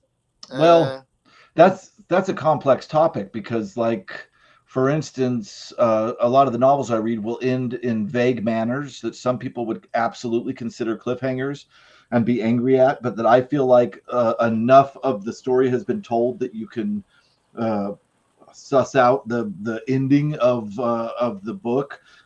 That's fine with me. But when they cancel a damn TV show that has really truly ended on a cliffhanger, I'm pissed. I want to see what the heck's gonna happen. Yeah, that's not done for artistic reasons, is it? That's done for because it was cancelled. I'll tell you what, I've just done a video. I don't know when it's going to appear. It might be in a couple of days, actually, because I have to move it because of today, because it's about films. And I've done my 20 favorite black and white films. Oh, nice. And I mentioned a horror film from France in 1960. I don't know if you've seen it. I just love it so much. It's called Eyes Without a Face. No. Oh, I've never even heard of it, but I know that that's a song by Billy Idol. Yeah. yeah. Is it about that? I don't think he wrote it on that, but I love that song as well. But Me too. I'll just give you a quick rundown of the plot, and you might be interested to see it. I love the film so much. It's about this man who's a mad scientist who gets this woman to go out and kidnap women to basically remove their face so he can try it. He doesn't know if it's going to fit. Try it on his daughter who's disfigured in an accident, and he has to try and get like a face for his daughter who wears a mask in the film. I've heard of this. I think I've heard of it through just documentaries about old horror shows. Yeah. Right. And it's an amazing film, but the ending is beautiful, but like, okay, what happens next? You know, so it's kind of like a cliffhanger, but it's also it's the most stunning ending. If it's done for artistic purposes, and the person has given us contextual clues to allow us to come up with our own endings, I'm okay with it, I think. Yeah, that sounds interesting. I'm gonna have to check that out. Yeah, Eyes Without Face, amazing. You'll be at home thinking, hold on, it was a Billy Idol song. Hold on, what am I doing? You'll look for a French film called Rebel Yell. You know? There's an old horror movie called The Uninvited, I think, that's about Turn of the Screw. I don't know if you've ever seen that one. Oh, Henry James' Turn of the Screw. Yeah, it's like one of the first movies to ever show a ghost in it. Okay. I don't know that one. Like 50s or 40s or something. Really interesting. Yeah. I love soundtrack to me. Absolutely. Yeah, good Yeah. soundtracks. I Yeah. think Yeah. of I loved the soundtrack for Oh Brother, Where Art Thou? Yeah. Like what a Yeah. soundtrack, man. Amazing. I'm going to see Gillian Welsh in November in Oh wow. Brighton. Yeah, I'm going to see her in Brighton. So I'm very excited about that. Yeah. Yeah. And obviously she was involved in that. Yeah. I did a video years ago, which is my top 20 soundtracks. Oh, okay. So yeah, if you're interested in that, Tilda Swinton in Snowpiercer are being forced to eat. Yeah, I have to admit I've never seen that movie. it's That's really the one. good. That's the one I have to watch. That was another one that we went in blind. I was watching it with my son. It was really funny because we would seen it. Well, it wasn't completely blind. We saw the trailer, but we were just floating about on Netflix, and then we went, "Should we give that a go?" And then it was like, "Yeah." And then it's really funny because about 40 minutes in, we looked at each other. We went, "This is really good, isn't it?" You know, and we didn't know what to expect. Yeah. Yeah, Sephiroth likes it as well. It's so good. I've heard great things. I just got to get around to finding a copy and watching it. Yeah. Okay, let's go to another film. Okay, this is going to be my second cartoon. Maybe that makes me the one with the most cartoons on my list. I don't know, but I wanted to talk about Nausicaa, The Valley of Wind, from Miyazaki. This is a post-apocalyptic tale where people are living in a world with giant insects and plants that produce poison spores everywhere. And humans are trying to create little enclaves of existence. And then certain areas are having countries starting to form. And a couple of these countries get into a war together and a war with the insects. And they're all trying to solve this. And Nausicaa is in the middle of it. And it's a classic early 80s, might be late 70s, but I think it's early 80s post-apocalyptic tale, one of the best. I think it's 80s. Early 80s? Okay. Yeah, I think so. But yeah, no, it's Studio Ghibli, isn't it? Yep. And yeah, no, great film and great choice. 84. 84, yeah. And I want to read the manga. Oh, cat. That's Rosie. Look at oh, Rosie. None of my cats are around here. That's so cute. She's exploring, clearly. She's been on the screen a few times recently, and she's just sort of come alive in her old age. She's nearly 18, so she's definitely getting on a bit. Yeah. Are you going to stay there or not? Yeah, my big old cat Bartleby will sometimes sit on my lap for videos. I love it. Yeah, no, brilliant choice, and like you say, it's quite surreal and fires the imagination, doesn't it? Yeah, I mean, as far as post-apocalyptic goes, it's one of my favorite non-book pieces, and I want the manga. And Virgil sent me a link on Amazon to get the entire manga. That's supposed to be absolutely incredible. So sometime in the future, Virgil and I might read the manga and talk about it on the channel. Yeah, that would be awesome. Because I don't read a lot of manga, so it would be one of my firsts. Yeah, I've borrowed something, which is a manga version of Apocalypse Now. And it's interesting. Apocalypse Meow, and they're all cats. I love it. But I've borrowed. I need to read it before I go back to college because it was borrowed from a friend, a colleague there. Yeah. And I'm going back next week, which is a bit crap, but there we are. I need to read that. So where are we with this? Three Men and a Baby had a ghost in it. Did it? I don't remember that movie well enough. I don't remember a ghost being in it. Her next thing says Google it, so we're gonna have to Google it. Oh no, I know what she's talking about. There's a part in the film that is unexplained. They don't know what is in the film. It's just the way they filmed it. Yeah, there's a weird presence in one of the scenes that is unexplainable. That film was actually one of my 2 ever blind dates that I've had. Awesome. It was really funny. Yeah, I didn't go out with her again. Nausicaa is possibly my favorite Ghibli film. Yeah, recently they do these Studio Ghibli fests here in the States. I don't know if it might happen over there too, but I was able to see Nausicaa in theaters with my daughter, and man, it was incredible. We had so much fun. Yeah, that's awesome. My favorite is Howl's Moving Castle, but That's a great one. That's a really good, and based on a Diana Wynne Jones. Yes. Yeah, Yeah, which I haven't read that. I have a first edition copy over here, but I'm not going to get up and grab it.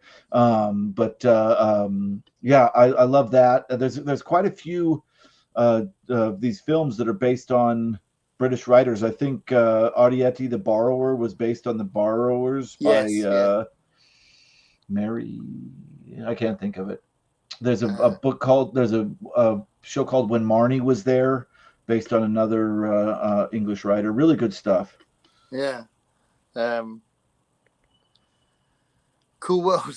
Cool World. Oh man, I haven't seen that in forever. Yeah, I remember it was quite controversial, wasn't it? Because it's quite a sexy cartoon. Yeah. But it's quite. Was it Ralph Bakshi? Wasn't it? I don't remember. Pretty sure it's Ralph Bakshi. I'm not good at that. Yeah. All Against the Manga, says Jack. I'm currently reading Hellboy and loving the graphic novel experience. Oh, cool. Oh, it's new to graphic novels. That's interesting. Yeah. It's a huge world out there. So yeah, you'll see loads of there's loads of channels that specialize in graphic novels. So okay. There's lots to kind of get some recommendations from. Yeah. I dabble a bit. I've got like a shelf full of them, but I don't collect them as much as other books. I read Doom Patrol, Grant Morrison's Doom Patrol, like a ton when I was a kid. I read some that's my favorite. And then I read some Sandman when I was a kid. I loved that. So I have a little bit of experience with it, but most people I know have read a lot more than I have. Yeah. Same for me. I was always in books. It's a cardboard cutout of Ted Danson. That's scarier.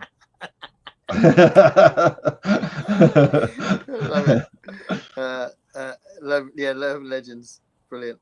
Oh, Bartleby is a great name for a cat. Yeah. Thank you. Yeah, he's named after Bartleby the Scrivener, right out of Herman Melville, because he would prefer not to. She's spotted Rosie. She's gone now. Saying hi. Brilliant. Okay, awesome. Right, let's go to another one. All right, I'm going to do another period piece. I really love period pieces. I do. This one I don't have a copy of at all.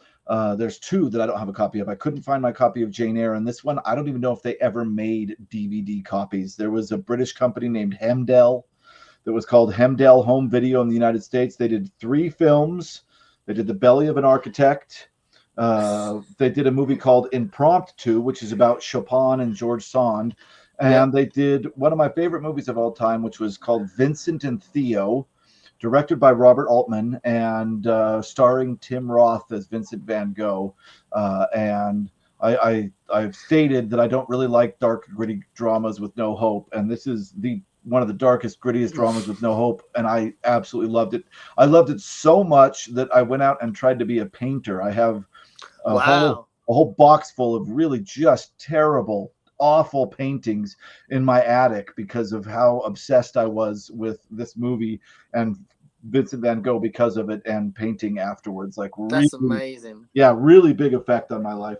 It is dark. The music in the movie is incredible. It's a pretty accurate representation of the sad life of Vincent van Gogh.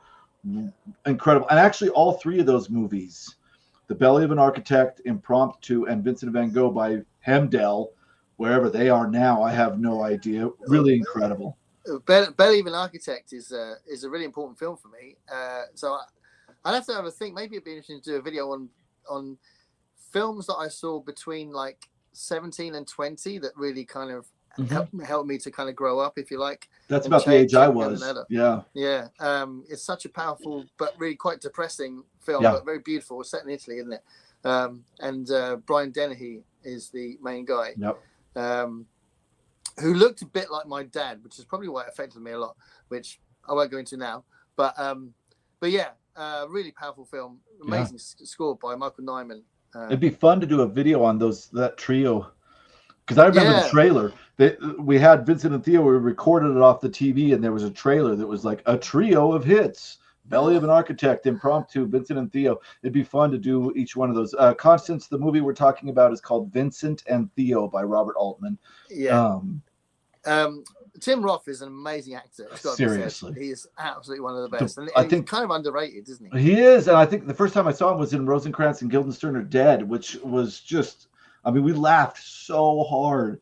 Tim Roth is brilliant. I really like him. Yeah, and he's really good in that film. That's a great choice. Again, very underrated in general. I can't even. Was it ever released on DVD? I don't know. It's so strange. It gets shown on TV sometimes, not that often. Does it? Okay. Yeah. So here's something I didn't know. It was initially 3 hours long. Just doing some research on it for this video now. It was originally 3 hours long, and the version that Hemdale put out was cut down. Wow. So I would love to see that 3 hour version. And the movie Impromptu was also great. Yeah, no, I've seen that one as well. Yeah, I think it was Hugh Grant as Chopin, and then the lady from Naked Lunch played George Sand. Yeah, I can't remember who played her. She was incredible. I'll tell you what, nowadays they'd probably keep it as 3 hours long, wouldn't they? Yeah, seriously.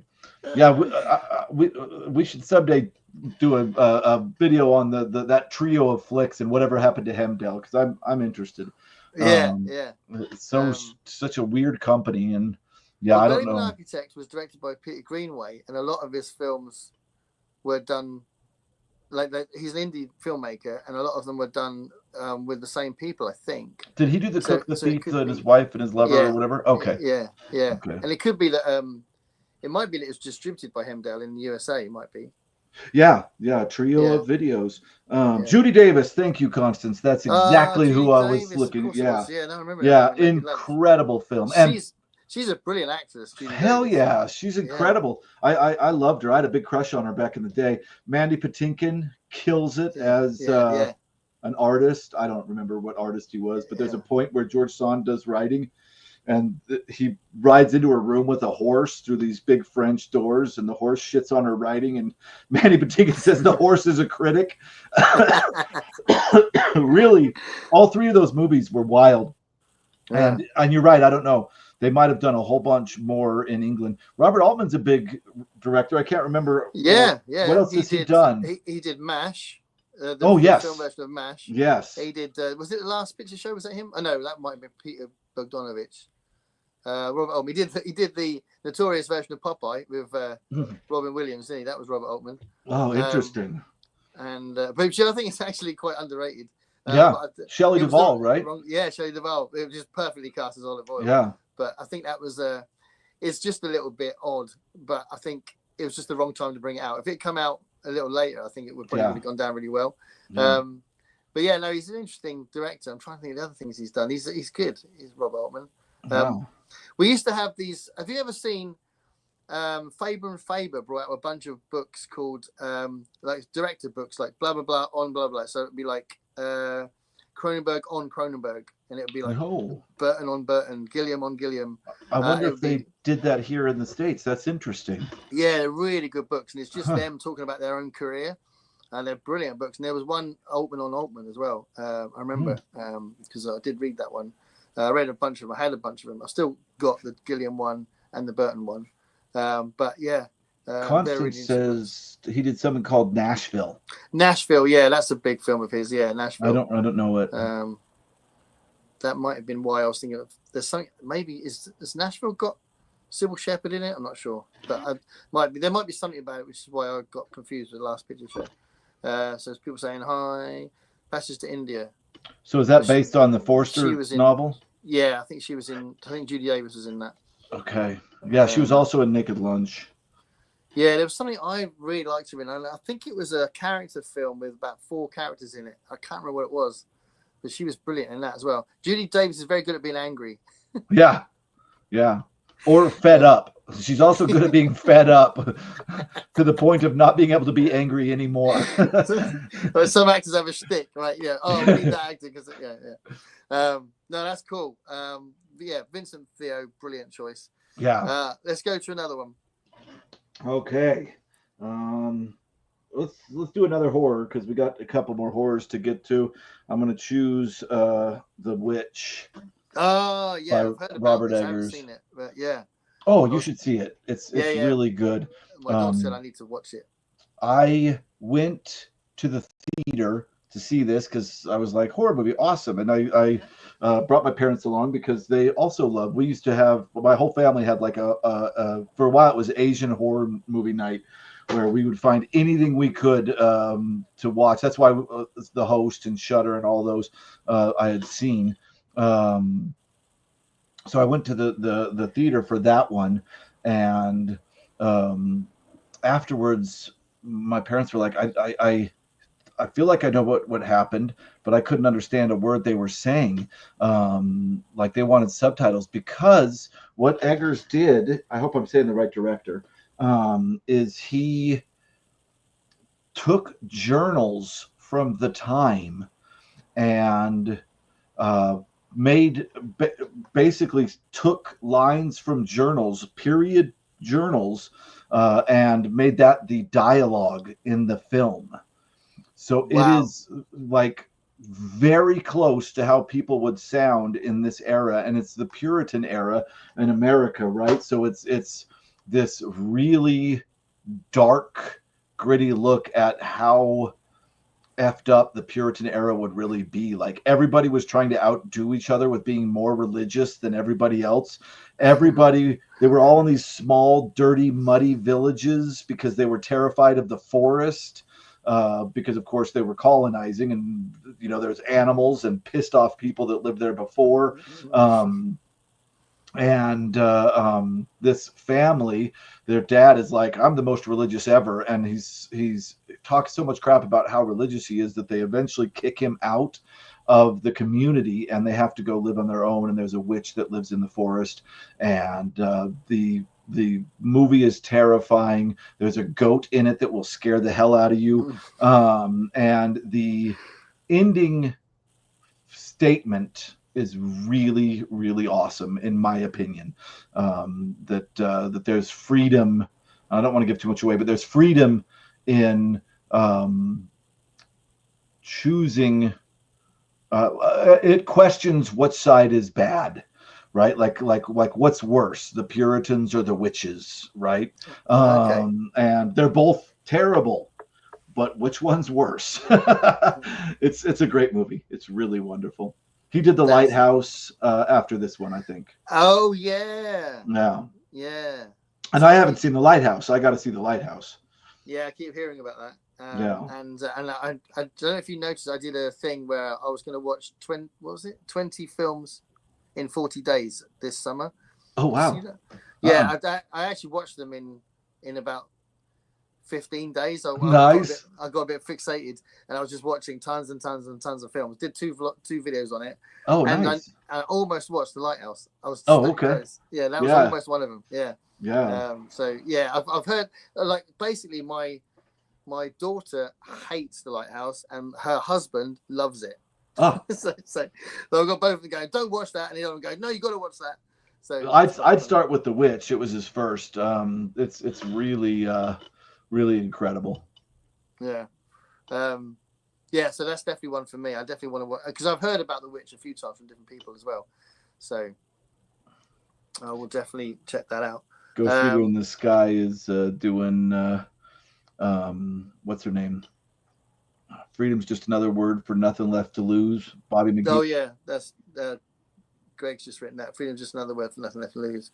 What's the line from Bobby McGee, and it's Bobby McGee, yeah. But what's her name? She does. Me and Bobby McGee. Yeah, Take Another Little Piece of My Heart. Oh my God, I should Texas. Know. I know her very well. Why can't I think of this? Opal is one of her. I nearly got hits. it. I mean, one of her records. Bobby McGee. Hung out with Morrison a little bit. Janis Joplin. Jesus. Joplin. Oh, God, that was killing me. Yeah. Thanks for that, Ghost Readers in the Sky. Written by Chris Christopherson. Yeah. Oh, nice. Yeah. So Constance did say was Davis in a film adaptation of a D.H. Lawrence book. Yeah, she might have been, but that wasn't the one I was thinking of. I'm not sure what that would have been. But yeah, how many we got left? We've got loads of these. 3. We've only got 3 left. Wow. Okay. I think so. I've done the 2 that I don't have copies of, so yeah, I think we only have 3 left. 1, 2. I can only see 2 left. I got 3 sitting here. Okay. Let's do another one. All right. I thought it would be fun now to take a huge swerve here, and this one is one that I would watch absolutely over and over again on a desert island, and that's Pink Floyd live in Pompeii. I don't have a version of it specifically. This is from my box set called The Early Years. So it's got Pink Floyd live in Pompeii on there with surround sound and the whole 9 yards. And for me, this is probably one of the best concert films ever made. It recently came back out in theaters again. I missed seeing it because I went to a concert instead. Ironically, I felt okay about that. But yeah, the like watching Careful with That Axe, Eugene, for the first time, like I feel like in my music career, which is totally amateurish, the entire time I've just been trying to catch the vibe that is created in Careful with That Axe, Eugene. And then Saucer Full of Secrets with Roger Waters hitting that gong and the sun's coming down out of it. And it's just, I mean, there's something incredible about Pink Floyd to begin with. They are a wonderful band that tapped into something cosmic that not every band can tap into, the 4 of them together. And I think Pompeii is the perfect visual example of what that was like to see them at that time when their music was glacial and atmospheric and just wonderful. Yeah, no, it's the setting is really interesting, isn't it? Because it's got this sort of eeriness to it that really fits the music so well. And I remember because I watched it quite recently. Actually, I've watched it a few times, but I watched it quite. It was on. We got a channel over here that's really cool for concert footage, sometimes called Sky Arts. Oh wow! And they show some really cool concert films, and it's just like the beginning is really slow, isn't it? They don't kind of they're like walking around, and there's of course all the Pompeii whatever mosaics and the bubbling, and I mean Adrian, I can't remember the director's name. Adrian, I feel like it's an M, but he really wanted to make a cinematic experience, and he also spliced in footage of them making Dark Side of the Moon in the studio, which nobody knew at the time was going to be like one of the biggest records ever made. So you get this kind of young Pink Floyd talking about their art and when they're still hungry for fame. I mean, it's a really wonderful time capsule for that era of Pink Floyd. Yeah, well, and they were kind of finding their voice as well because they had the lineup change with Sid Barrett going and David Gilmour becoming a bigger part of it, and they did find their voice with Dark Side of the Moon, but before that, all that psychedelic stuff is definitely them just sort of experimenting and love it, feeling their way around. Brilliant. Man. Yeah. The album Medal was brilliant, isn't it? Yeah, seriously, Echoes was incredible, but then you get middle tracks like Fearless, just a beautiful track that you know, and the first about Sid, I think, you don't really people don't talk about enough, I don't think. Yeah, people don't talk about that period. They either talk about the Sid Barrett period, or they talk about Dark Side or Wish You Were Here or The Wall, you know. Adam Hat Mother. I mean, the Alan Psychedelic Breakfast is like one of the only actual throwaway tracks in the Pink Floyd canon. But if summer of 68 or 69, I can't remember what it's called, a great Rick Wright track. I mean, just that whole era, to me, it's weird because of course I got into animals and I got into Wish You Were Here, and that's my daughters got into all that as well. That's where you start, but hearing this experimental stuff, there's something so unique about it that I almost prefer it more, just because I've listened to dogs and all these like a thousand times. But this stuff, like hearing, like I said, watching Roger do the scream on "Careful With That Axe, Eugene" is terrifying. Like they were and I know Roger was a rugby player, so he's got this shirt that's too short for him, and he's like, grr, and he's weird looking in the face, and quite terrifying. But this music that's coming out is so beautiful. It's really wonderful. Yeah. Yeah. Have you got any other concert films that you would think of as like contenders for great rewatchable films? Concert?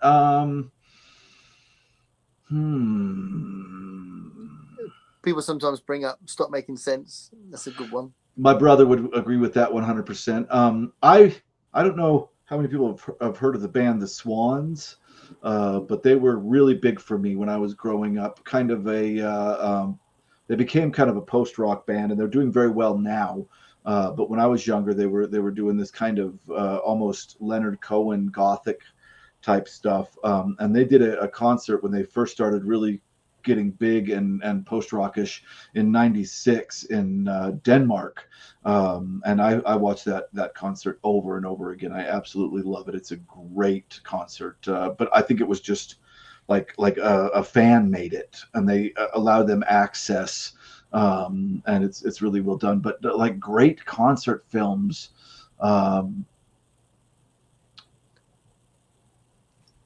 Yeah, I like early Genesis. I don't know if people like early Genesis. I love prog rock. And I'm trying to think of what their films they did. They did a film of the Broadway album, didn't they? I'm going a little earlier than that. The album right before that, "Selling England by the Pound," they did a live film in Shepperton Studios. Okay, I haven't seen that. It was never released, but it was bootlegged widely, and it's bootlegged in really good condition. So you can go into YouTube and type Genesis Live at Shepperton '73, and that is one of my favorite concert films to watch. Really incredible. Have you seen them? Have you seen them live, or any of the members live? No. I've seen Peter Gabriel's one of my heroes. I love Peter Gabriel. He's great. I saw him live, and it's just unbelievable. That's awesome. Yeah, that's wonderful. So here we go. Let's have a look at some of these. Yes, the concert films. I wonder if there is a whole film of Peter Sellers outtakes. That would be good too. Yeah, that's a nice idea. So you're going to say BBC 4. BBC 4 is really good. That can get some really good things. And in the past, when they've had BBC made stuff, like they used to have this thing called The Late Show, and it was like a cultural show where it would have film reviews and then musical spots and stuff like that. And that's had some great musical performances on it. I think there's a Pink Floyd live at the BBC around the metal era where they do like Echoes and One of These Days. That's probably my favorite recording of Pink Floyd ever, and it's from the BBC. I think that was John Peel though. I think John Peel. Right. Yeah, I think they were on the John Peel show. Yeah. Right.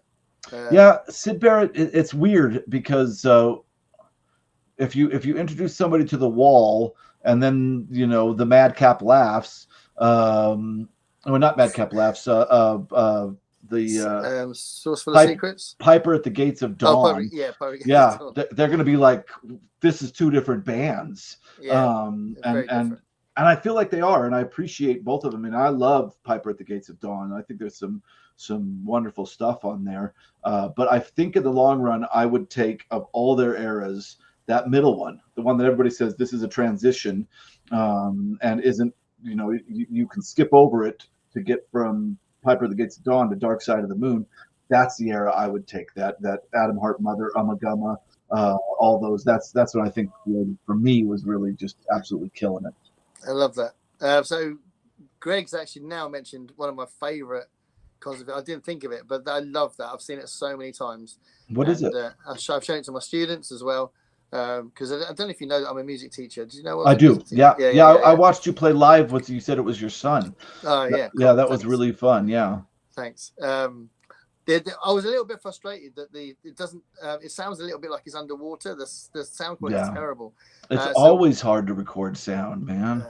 Yeah. Well, it's not the going in. There's something that happens over the streaming element to it. Yeah. Live. So what I'm doing now, and I've got something coming up soon, is I'm pre-recording it and putting it out normally. Okay. Like as a scheduled thing.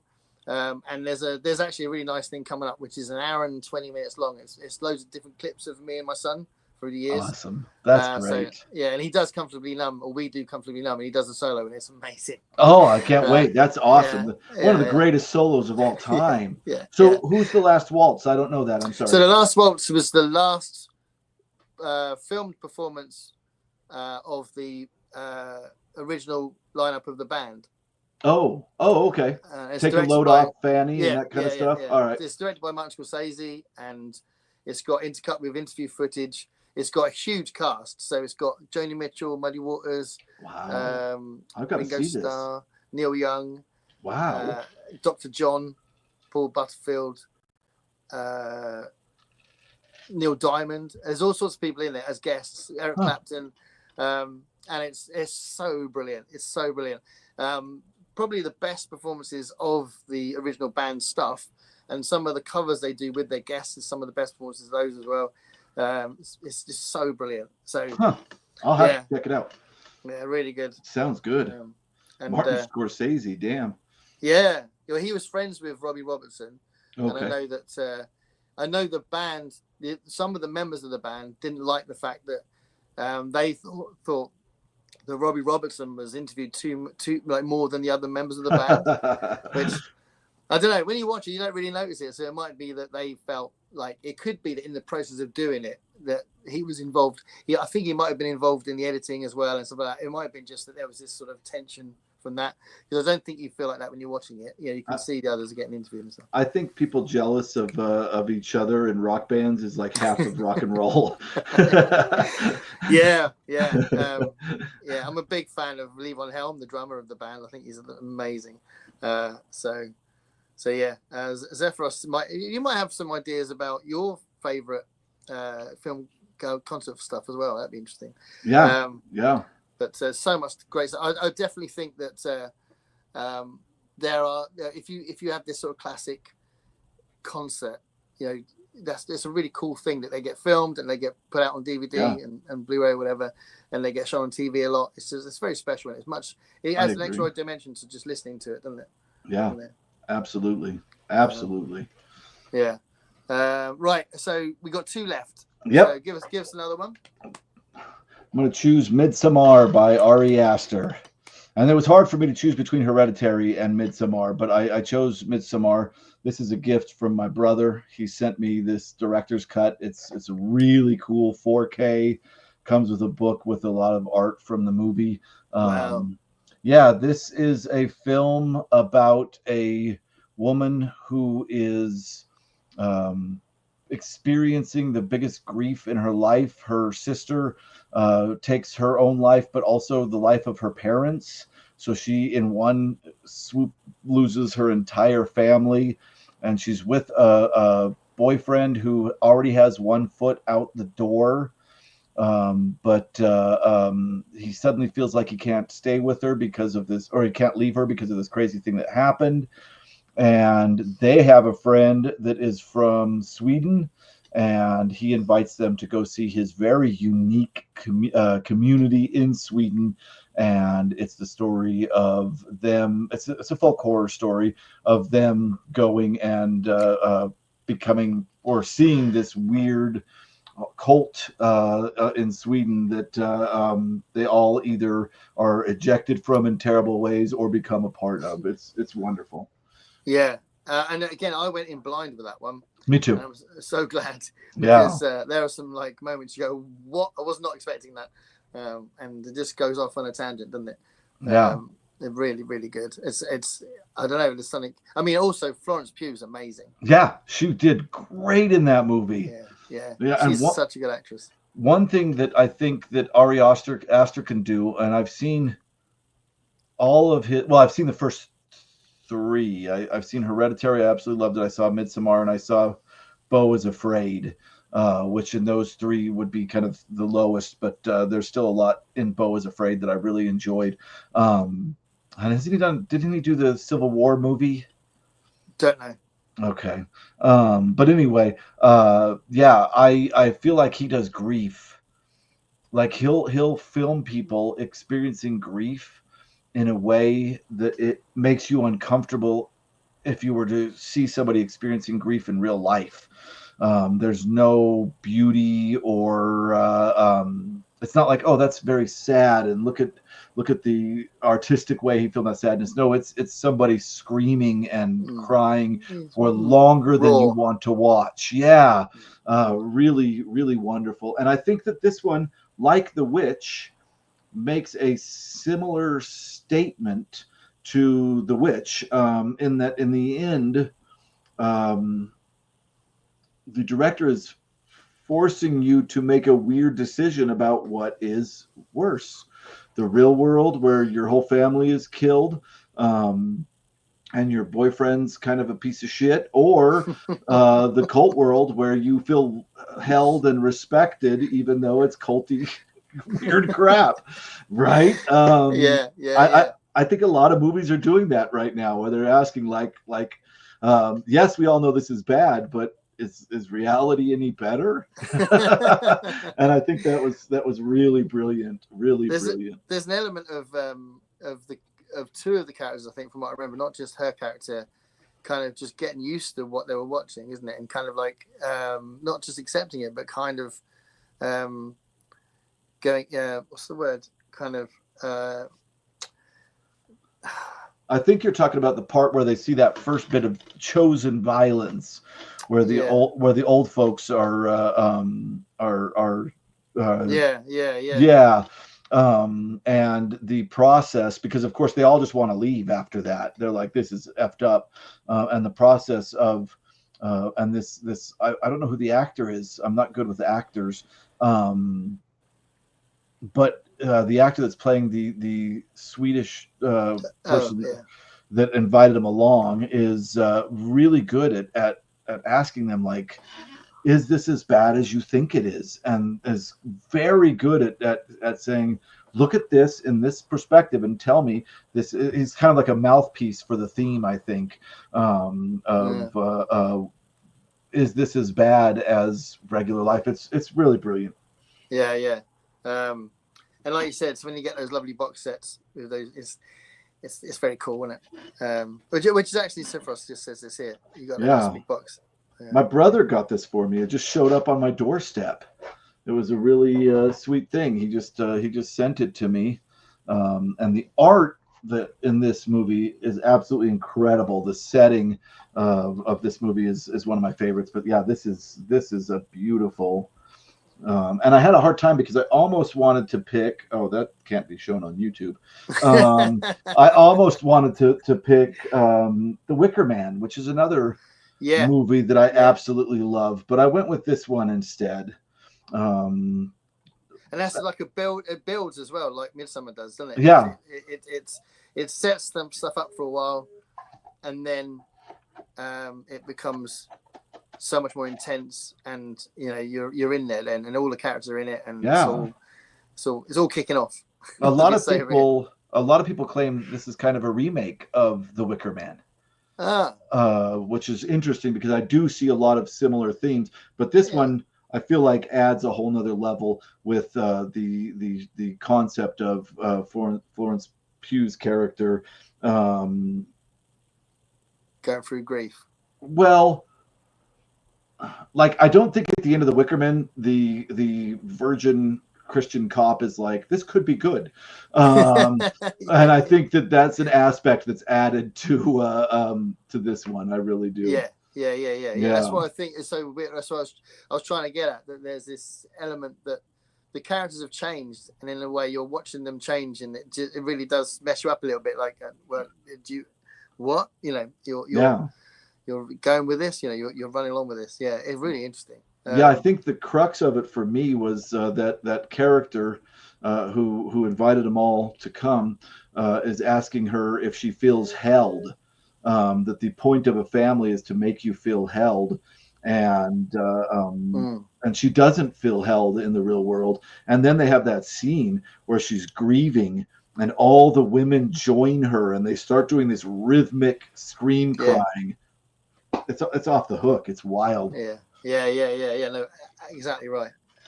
So yeah, Zephyr says, yeah, I really likes Florence Pugh as well. So brilliant. I don't know if you could say underrated, because a lot of people are rating her. But she definitely was underrated for a while. I thought. Yeah, I saw her in the Marvel universe first. That's where I first saw her. Yeah. So speaking of Arias, have you seen the short film "Strange Thing About the Johnsons"? No, I didn't even know about it. That's interesting. I wonder how we can see that. Maybe it's on a DVD or something. Yeah. Because I finally saw The Who in the late 90s. They seemed kind of over it. I'm a huge fan of The Who, but I don't know if I want to see them live. But I did see Roger Daltrey live, and it was really interesting because can I indulge you on an anecdote that's relatively long? Yeah. So this is a Roger Daltrey anecdote. So we were playing at a festival, and it was only me and my son that were there on the first night, and my daughter and my wife were going to turn up the next day. So it was only the two of us, and but he was really excited to see Roger Daltrey. He was 10 years old, I think. He was really young, and I knew how excited he was. And the gig started, his set started, and I said, just run to the front, just go to the front. Understand here, but just run to the front, just enjoy yourself. It was a really safe festival, you know. I said, just go to the front. Sure. And I thought it'd be fine. And then the worst feedback I've ever heard in my life was happening through Roger Daltrey's set, and you could see it was really hurting his ears. He kept flinching and then having to go at the sound men, and it was really awful. It made my stomach turn. The feedback was really low feedback. It was a huge stage. Obviously, Roger Daltrey, it was the main stage at this festival, and this feedback was horrendous. And you saw waves of people with Who t-shirts leaving the field saying, "I'm not listening to this." It was really horrible. And I was trying to find my son, thinking, I hope he's okay, because it was really horrible. And then I saw him running in the other direction, crying because this feedback was so awful. Yeah. So I felt so bad. I was like, oh my God, I've just let him just, go through that on his own. So I ran to catch him, and then we went off and did something else. And the other guy that was in my band that was there, I saw him later. I said, "Oh, did you see the Roger Daltrey?" Yeah, it was brilliant, wasn't it? I said, "What do you mean it was brilliant? It was awful." It was like, "Oh no, that feedback was solved." Like it was he did great. He started listing all the songs he did. And it was like, all right, whatever. Oh, that's too bad. So he's saying it was a great set, but I just remember this experience of feeling really bad as a dad, because I let him go, and then it was I've never heard feedback like that in my life. It was so horrible. I don't know what the hell was happening with the sound system, but it was just so bad. Yeah. So yeah, and I think it's because it's such a big stage and the speakers are huge and all that whatever was happening was, huge. It was literally making me feel sick when it was happening. So, that's crazy. Yeah. So it would have been awful for Roger Daltrey. Hawkwind would have called that a sonic attack. No, so what key is this in?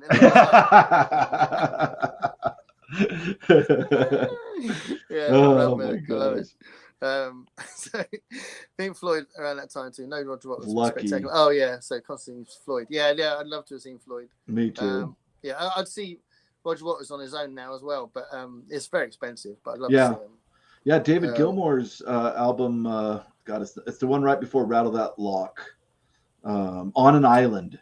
Oh, yeah. What a fantastic album. I wish I could have seen that tour. Yeah, Crosby and Nash on it. Yes, yeah. I mean, it was. I mean, the album was just incredible. I really loved that album. Yeah, he's awesome. So this is strange. Oh, so that's the short film from Ariasta. That's on YouTube, so that's cool. Yeah, I'll have to look for that. Yeah, definitely. I love the Who. My go-to. Oh, cool. Yeah, go-to music. Nice. Yeah, they're good. Pete Townsend was an influence on me wanting to be a rhythm guitarist when I first started. And the other main rhythm guitarist in our band is the same. Like he wanted to be a rhythm guitarist because of Pete Townsend. So, and he kind of plays a bit like him as well. But yeah, interesting. Yeah, I like the Who a lot too. Like Who's Next was the album that and Tommy that I listened to over and over again by the Who. Brilliant. Specifically Who's Next. That album is incredible from start to finish. I used to do I'm the One from Quadrophenia. I used to do that live on my own, and we've done Behind Blue Eyes in the band a few times. Great song. Brilliant song. Great song. I'd like to do Won't Get Fooled again because I love the song so much, but I'd probably do a different version, kind of like make it my own a bit. But I'd love to do that. Yeah. Brilliant. Okay, let's go to the last film.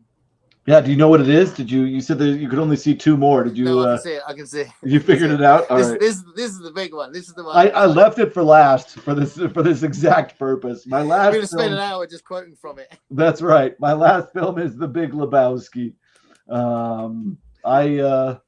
I love the Coen brothers. I started with Raising Arizona. I mean, it was huge for us, and it was very difficult to choose between this and Raising Arizona and many of their other films.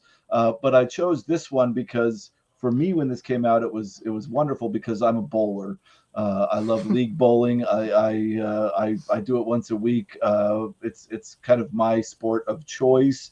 So I had to pick this one, and it's such an incredible movie. It really is so weird. Jeff Bridges kills it in this. And so does John Goodman. Yeah, it's his performance of a lifetime, really, isn't it? Well, and I didn't know this, and I hope I say this correctly. So the guy that directed Conan, right? John Goodman's character is based on that guy. Oh, yeah, because the Coen brothers knew him, and he was an insane man. I hope I'm saying the right guy, but yeah, he was crazy. I'm trying to remember his name. He is a character. He's like someone that gets talked about a lot in the industry. Yes, and John Goodman's character in this, Walter, is based completely off that guy. All the way he talks, all the he's based on him. The Big Lebowski is one of those films you just start thinking about it and you start laughing. Yeah. Do you know what I mean? When it just does so many. Two things I've just thought of. So he's in the car and Jeff Bridges thinks he's going to do the switch, and he's like, and then Walter Sobchak's like, no, I haven't got the money. I've got this instead. You know, we're going to do a switch. He's like, what are you talking about? And he's like, we're going to do this. And he's like, what? I don't want to do that. I just want to get rid of this thing. No, we're going to do this. He's got the dirty laundry. and then obviously they go to that little boy's house. Yes. Smash that car. Is this your homework, Larry? Yeah. Oh man, the Coen brothers are absolute geniuses. Yeah, it's just we haven't seen a film from them for a while, have we? They've been I think there's a film coming out that one of them did, and I can't remember what it is. I saw one recently that Ethan had done, which was really good. What was that? That was Drop Dead something. But that's the one I think I haven't seen it yet, but that's what it was really good. But I don't know if there was certain bits of it you wonder if that would have been in it if it had been the two of them. I don't know, but but it was good. They had a bizarre cameo from Miley Cyrus in it, and also quite a small part by Matt Damon as well. Oh, nice. But it's a very funny film. It's classic kind of. They like doing unpredictable crime stuff in it. It's just like crime where it just goes off on a tangent. You don't know where it's going to end up. Yeah, what's the Brad Pitt one they did? I saw that pretty recently too, and that was fun. Burn After Reading. Yes, yeah. And I hadn't seen that, and my buddy was like, "Oh my god, you got to see that one," and that was a really good time. There's so many good one of probably the best thing about Burn After Reading is that last scene where the guy from the FBI or whatever gives them a report, and he's like, "Well, that guy's dead, that guy's dead, that guy's, and he's like, and at the end of it, he goes, so there's nothing to worry about. No, I will leave it then. It's like all the characters in it just destroyed each other, and they were watching them, and they didn't end up intervening. I love that. Yeah. Fargo. Fargo, amazing. incredible. Yeah. I mean, I love also the fact that when Fargo came out, they kept doing interviews over here saying it was a true story. Oh wow. And then they do another interview where someone would go, so it's a true story, and then they go, no, we just made it up. Yeah, even Raising Arizona is a crime story. Yeah. Oh my God. That's my favorite. It is my favorite Coen Brothers film. It was very hard to choose between that and this, and it's crazy because that was like I was like 13 when that shit came out, and it's the first time I ever saw Nicolas Cage, and I'll always remember him. There's a line where he stands up and he says, "I don't particularly think," and his hair is like insane. And so it's weird when Nicolas Cage became this action actor. I was like, how did that happen? How did we get from there to here? Nicolas Cage is brilliant, and Holly Hunter, I think that's her name, is absolutely. Holly Hunter's incredible. Oh man, everything she does in that film, is so hilarious. It is bizarre, and it's like, when she just randomly says, "I love him so much." Yes, dude, she's crying. This comes out of nowhere. It's so brilliant. Oh my God! And like the last 20 minutes or so, when they keep picking up the baby and then picking up the book, and everyone's trying to do it. It's like a cartoon, isn't it? Yeah. It's like Roadrunner or something. And I love that. When they're all screaming and punching the roof because they left the baby on the roof of the car. So brilliant. So going back to Big Lebowski, so I love, because we had a little bit of a chat before we started, and I asked you if you knew a Jesus from your bowling. Oh yeah. Activities, and it was really funny what you said. So tell me about your bowling activities. Yeah, well, it's strange because it is straight up people from the neighborhood. Like that's the only way you can explain it. Like there's this building where once a week random people that love bowling get together, and you're going to get lots of different personalities, and there is definitely some personalities in there. Absolutely true. Not as extreme as I think John Turturro's character, but yeah, it's a good time. It's very weird, and it's funny because for a while we moved to another house, and another bowling house, and we just couldn't take it. We had to move back get back to the league at the one that we liked more. So you get kind of connected to all these people that you don't know very well, that you would have nothing in common with at all if it wasn't for bowling. But yeah, you do have people with the bags that do all that and wipe their ball every throw, and there's one guy that we bowl with that kisses his ball before every throw, and all of it. It's pretty damn accurate. It's very serious business. Yeah, that's right. I wonder if I don't know, because there is clearly a bowling community in Britain, but I wonder if it's comparable to the darts community over here, because there's a very strong darts, and there must be some eccentrics that do darts. Yeah. Over here, Now I didn't know that, but the only darts connected to UK that I can think of is Ted Lasso. There's a whole scene where they're betting on darts, and Ted Lasso happens to be, I don't know if you've ever seen that. Any bits? It's so good. But I that might be because I'm American, and it's a kind of an American view of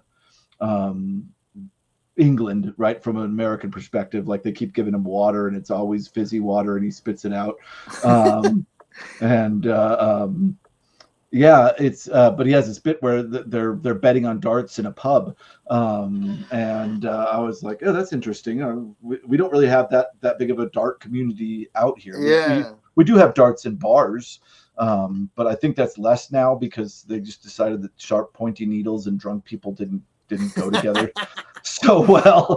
Yeah, I don't know if it's as big as it used to be since COVID and stuff, but I know there was a standard thing you'd see. You go into a pub and you'd see a list of what the matches were going to be, what pub they were going to play next, and sometimes you'd see the remnants of the previous game from the previous night, and always a dartboard in a lot of pubs, Wow. So yeah, it was definitely a big thing, and obviously there's millions of pubs around. I mean, Right. if I just think about very like surrounding area, just a couple of yards, 100 yards or whatever. Either way, there's about 4 pubs just 100 yards either way. You know, Do they all have those cool British pub names? Yeah. So, well, the one over there, just across the road, is a pun. So it's called Sirloin of Beef. It's like SIR, right? And then second one there, yeah. Oh my god! Do they serve steaks? No, they don't. They just serve puns. It's just a joke. Yeah, serve puns. Yeah. So if you want to go to a pub here, you can go. You can just fall out of your house and go to a pub. It is interesting how much of a because the first thought is, I mean, here we are chatting with absolutely no problem. We speak the same language, but it is weird how a bit of a culture shock it is. The first class I taught, they had it was half students that came from the college that I had come from to teach. So there was half American students and half students from the UK. And I did my whole teaching, like the entirety of my, it was post-colonial lit I was teaching. And I did my whole spiel and everything. And this is what we're going to read. You got to do blah, blah, blah, blah. And then afterwards I said, is there any questions? And a kid from the UK raised his hand. And I was like, yeah, what's your question? And he said, do you guys in America actually drink out of those red cups that are white on the inside? And he was talking about Solo cups. But it went so much farther. Like the first conversation I had about a fanny pack was quite hilarious because I didn't get it. First. You don't know what actually fanny means to us. Yeah. Right. And then I had to have it explained to me. And then I found out you guys call them bum bags. But because you don't want to call them the other thing. So yeah, it's interesting that there is these small little bits of culture shock. And I think that Ted Lasso did a great job on that. I don't know if you ever get a chance, give it a watch. It's fun. It's yeah. Although I don't know, it's Apple Plus. Apple, it's on Apple TV, which I don't have that. That's why it's that's the thing in it. You have to draw a line at some point and go, I got this one and this one and this one. Do I get Apple as well? Agreed. I eventually just had to get it for Severance. Right. I loved that show. I really did. So I got it for Severance. But yeah, it's funny because I wonder if like people in England are like, no, that show sucks. Ted Lasso, because it's a very American perspective on what it's like to travel and go through those culture shocks. Well, it's funny because do you get these like the Americans sometimes make these big generalizations? Like I think it's Family Guy. It's either Family Guy or Simpsons, but I think it's a Family Guy. They keep making jokes about English people having bad teeth. Yes. Yeah. I'm like, really? And I mean, my teeth aren't amazing, but when I look around, neither are mine. When I look around, I think, well, their teeth are right. Yeah. I'm like, I'm not sure where it comes from, but maybe it's just that I'm lucky that I walk around seeing teeth that are okay. But I don't know. But yeah, it's a funny thing to pick on. Do you know what I mean? It's like, we've got, but yeah, it's funny what people do choose to pick up on. But there's definitely some language things that are funny. Yeah. And some of our customs, there's some of the ways, we treat food differently. And, the fact that, I don't know, trains and buses are really common here and they're not as common. Right. All that. Yeah, all that sort of stuff. Yeah, it's just interesting, isn't it? I had to get used to not having an AC in my room. I was just like, it's fucking hot, and that's that. And that's what you get. Just gotta take the clothes off. So figure it out. I think I'm a little spoiled, and also I live in a desert, so like ACs are seriously important out here. So much New Mexico. So much to the point that when I got like I'd have people from Japan come and visit, and they'd go into buildings in New Mexico and go, it is like stupid cold here. So they were wearing coats, like sweaters all the time because of how, and we're all in shorts and t-shirts, and they're shivering because of how cool we keep it to combat the heat, Wow. It's really interesting. But yeah, it's weird. You realize things you're spoiled about and things that other places do better. That was true with Japan too. I was like, wow, this is better. This is better. This is better. Well, this over here is worse. It's a lot of fun. Yeah, I love all that. Right, let's have a look at. Let's catch up with some. Yeah, comments. There's quite a lot here, I think. There's lots here. Oh, yeah, I kind of stopped reading them. Yeah. talking about going to. So, Rich says, "Love the Big Lebowski." So Absolutely. good. I mentioned Jeff Bridges earlier. I must have known somehow. Yeah. Yep. The Dude Abides. The Dude Abides. Heck yeah. I've never seen the Big Lebowski. Guess I need to make a movie TBR. Yeah. Yeah. You Yeah. go The Big laugh Lebowski yourself is silly. great. I think pretty much almost every line is funny. So Yeah. You'll love it. You'll love it. Mm. Let my hair grow out during COVID. It's a bit like Jeff. I bet you could. Yeah. Yeah, I can see that. I think I saw a picture when Richard came and visited me out here. I think I saw a picture of the long-haired, beardy Richard Rempel, which was incredible. Nice. That is awesome. Yeah. Yeah.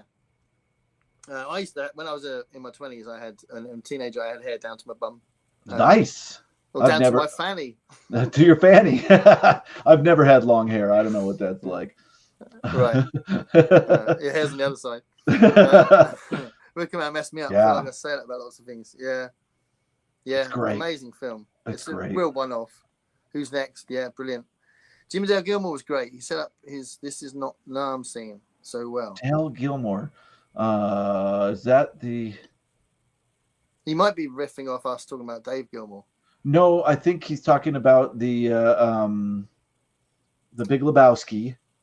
Because there's a part where Jeff Bridges says this isn't Nam, because he keeps saying, when I was in Nam, I didn't watch my buddies die face down in the dirt. Yeah. So, but I don't know Jimmy Dale Gilmore. Yeah, I don't know Jimmy Dale Gilmore's bit. Jimmy Dale Gilmore played Smokey. Got it. Okay. Yeah, that's a bit part right there. Yeah. Yeah, you're right. Okay. I think the guy that says the Dude Abides is Sam Elliott, and he's in it as well, isn't he? Sam Elliott opens it, right? He's the one with the kind of cowboy voice that says sometimes you eat the bear and sometimes the bear eats you. Yeah. And that's the first time I'd ever known of Sam Elliott. And he was like cowboy personified. Like, I mean, it's incredible. Yeah. Oh no, I've already read that one. Sorry. Where am I?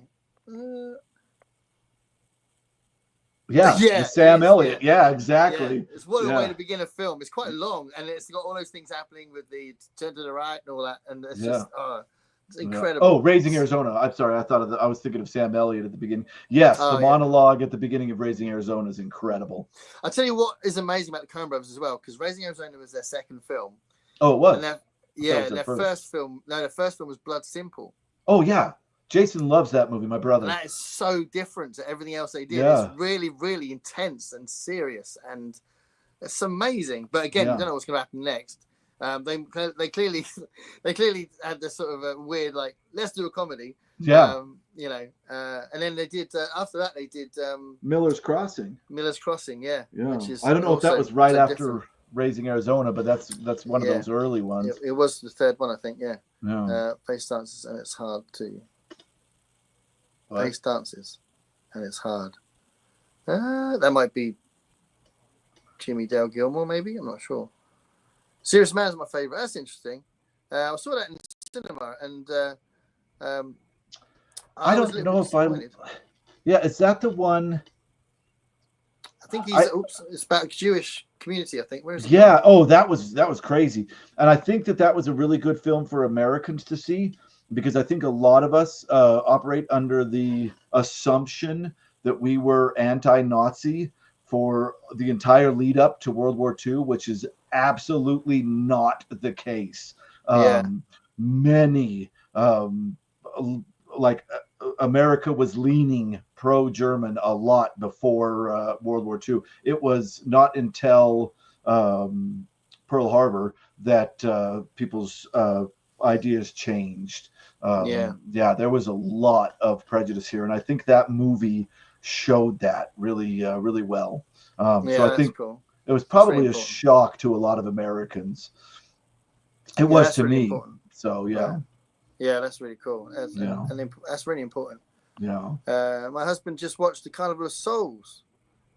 What's that? It's an old. Well, if I'm understanding it right, it's an old 60s horror film, I think it is, if that's right. And if it is the same thing, then yeah, I like that. It's cool. If it's the right thing I'm thinking of. My fiance left me. Oh, that's the Walter Sobchak. It's John Goodman's character, isn't it? Yeah. And then he says he was staying Catholic, even though he's like. Oh no, it was he converted to Judaism. Judaism. Yeah, and they kept saying he's not, and he's like, hey, you could convert. And he's like, yeah, but your wife left you, and or his fiance left him, and he's got her little dog. Yeah, yeah. Didn't really like Ted Lasso. Oh, okay. Yeah, I didn't. I mean, like it's weird. I got into football or soccer or whatever only because when I traveled to like Korea and Japan, the World Cup is huge. Italy, we were in Rome when Italy won. Wow. And oh my God, Sephiros will appreciate this. After this, so my buddy was with me, and we went to Rome, and Italy won the World Cup, and my buddy brought a Roma sweater. And then right after that, we flew to Scotland and spent 2 or 3 weeks up in Inverness and Stirling and all that area. And awesome. My buddy got off the plane wearing a Roma football sweater. And I've never heard anybody yell the C word from cars so often. Like, he went and bought another sweater because the Scottish were so pissed off at him for wearing that shirt. And then I went into a bar. The first night we went into a bar, and I spilled, like, I swear, I somehow found the biggest dude in the place and spilled his beer all over him. And like right when I walked in, that's the kind of idiot I am. And I was like, oh my God, I was so scared. And I was like, I'll buy you another beer. And he was the nicest dude that I have met in my travels. He ended up buying us beers, and Scotland was really fun. I had so much fun out there. Yeah. I've only been there once. I really need to go back. Yeah. Don't know what the. I had some hard time. The toilet. I had some hard time understanding people there. The first day we wanted to go to Stirling Castle, and we were walking up this kind of hill, and there was a place to buy tickets, but cars were driving up to it and buying tickets. So I walked up and I was like, is this where pedestrians purchase tickets? And this guy looked at me like I was the most confusing individual in the world. And he was like, what? And I was like, is this where pedestrians buy tickets? And he looked at me for a minute, and then he just said, and it was so loud, but he just said, pedestrians. Like, he was so confused. And finally I was just like, 2 tickets. And he sold me 2 tickets to go into Stirling Castle, probably in the wrong line, because I was standing behind a car trying to figure out where pedestrians buy tickets. I love that. Yeah, oh, I mean, God. It's weird. Pedestrians is a normal word that everyone would know what you meant, but we don't really use it a lot, even though it's a normal word. And, like, yeah, it's really funny. Pedestrians. And I love that. You said, how do pedestrians buy tickets? Yeah, and I mean, God, and I probably spoke too fast, and I don't know. It was ridiculous. It was ridiculous. I love that something. Brilliant. Learning what the WC was. Does it mean toilet, right? Yep. The water closet. They use it in Japan too. Water closet is the English they use. Yeah. Yeah. The Dude and Zen. Oh, nice. Yeah, I've heard about that. It's Bookdeckle. Thank you for joining us. Yeah, hi, Bookdeckle. Thanks for joining us. Yeah. Yeah, the water closet. Jimmy Dale Gilmore played Smokey. Yeah, he's also a songwriter. Yeah, well, that's the thing. I knew him as a songwriter. Okay. Artist, so which is why I was a bit thrown. I don't remember him in the film. I've seen that film so many times. Daryl said Israel exists because of the prejudice of America and others who do not want to welcome you. Yeah, well, yeah. I mean, that's a whole another subject. But I don't understand how so much of the West is blind to what Israel's doing. It's just weird. But yeah, that's another thing. Holly Hunter crying as she takes. Oh yes. Oh yeah. Yes. Yeah. That's what it was. They're right when they meet there. Yeah. Sorry, I got the wrong reference. Yeah. Brilliant. Hi, Elaine. Thanks for popping in. That's awesome. Yeah. Thank you. Watch it from the beginning because Chris is awesome. Pedestrian has too many syllables for this. Nice. Yeah. Well, that was awesome. We've got to the end of the We did it. comments and we've got the end of the films. Yeah. So, yeah, thank you so much. In under 3 hours. Yes. Yes. Yeah, thanks for having me. I remember. I think the first time I was watching, I don't know who I was watching, but they were very intelligent and had much better film choices than I did. But I was watching and somehow we were like, you should be on here, and I was like, heck yeah, it's a great idea. Maybe someday I'll get Jason, have him come on because he picks so much better films than I would.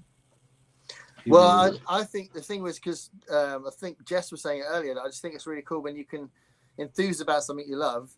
It doesn't have to be the best film in the world. It's what you think is the best film in the world, or what you think you really like. You know, and it's always going to be different. Yeah. And you know, and to be fair, if everyone just picked Citizen Kane, Casablanca, you know, all the predictable best films of all time, it would be very interesting, would it? So yeah. You know, I think it's great. So got a couple of people saying hi, and Constance says thanks, Constance. Really appreciate it. Off to unpack my latest. Nice. Oh, nice. Yeah, talk about it on your channel. Brilliant. Thank you so much, everybody. There'll be another one at some point. Dave is now saying he's up for doing it, so he was a bit loose. He was going, "Yeah, I'll do it at some point," but he's going to do it now. So I don't think we'll do it on Is This Thing On, but we'll do it as a separate thing. He saw me with these terrible choices, and he was like, "Okay, I can do this." Thank you so much, Gareth. That was fun. Thanks a lot. Well, just that last comment again. I don't know if they're going to keep coming, aren't they? Yeah. Thank you, everybody. Bye-bye. Bye. Bye.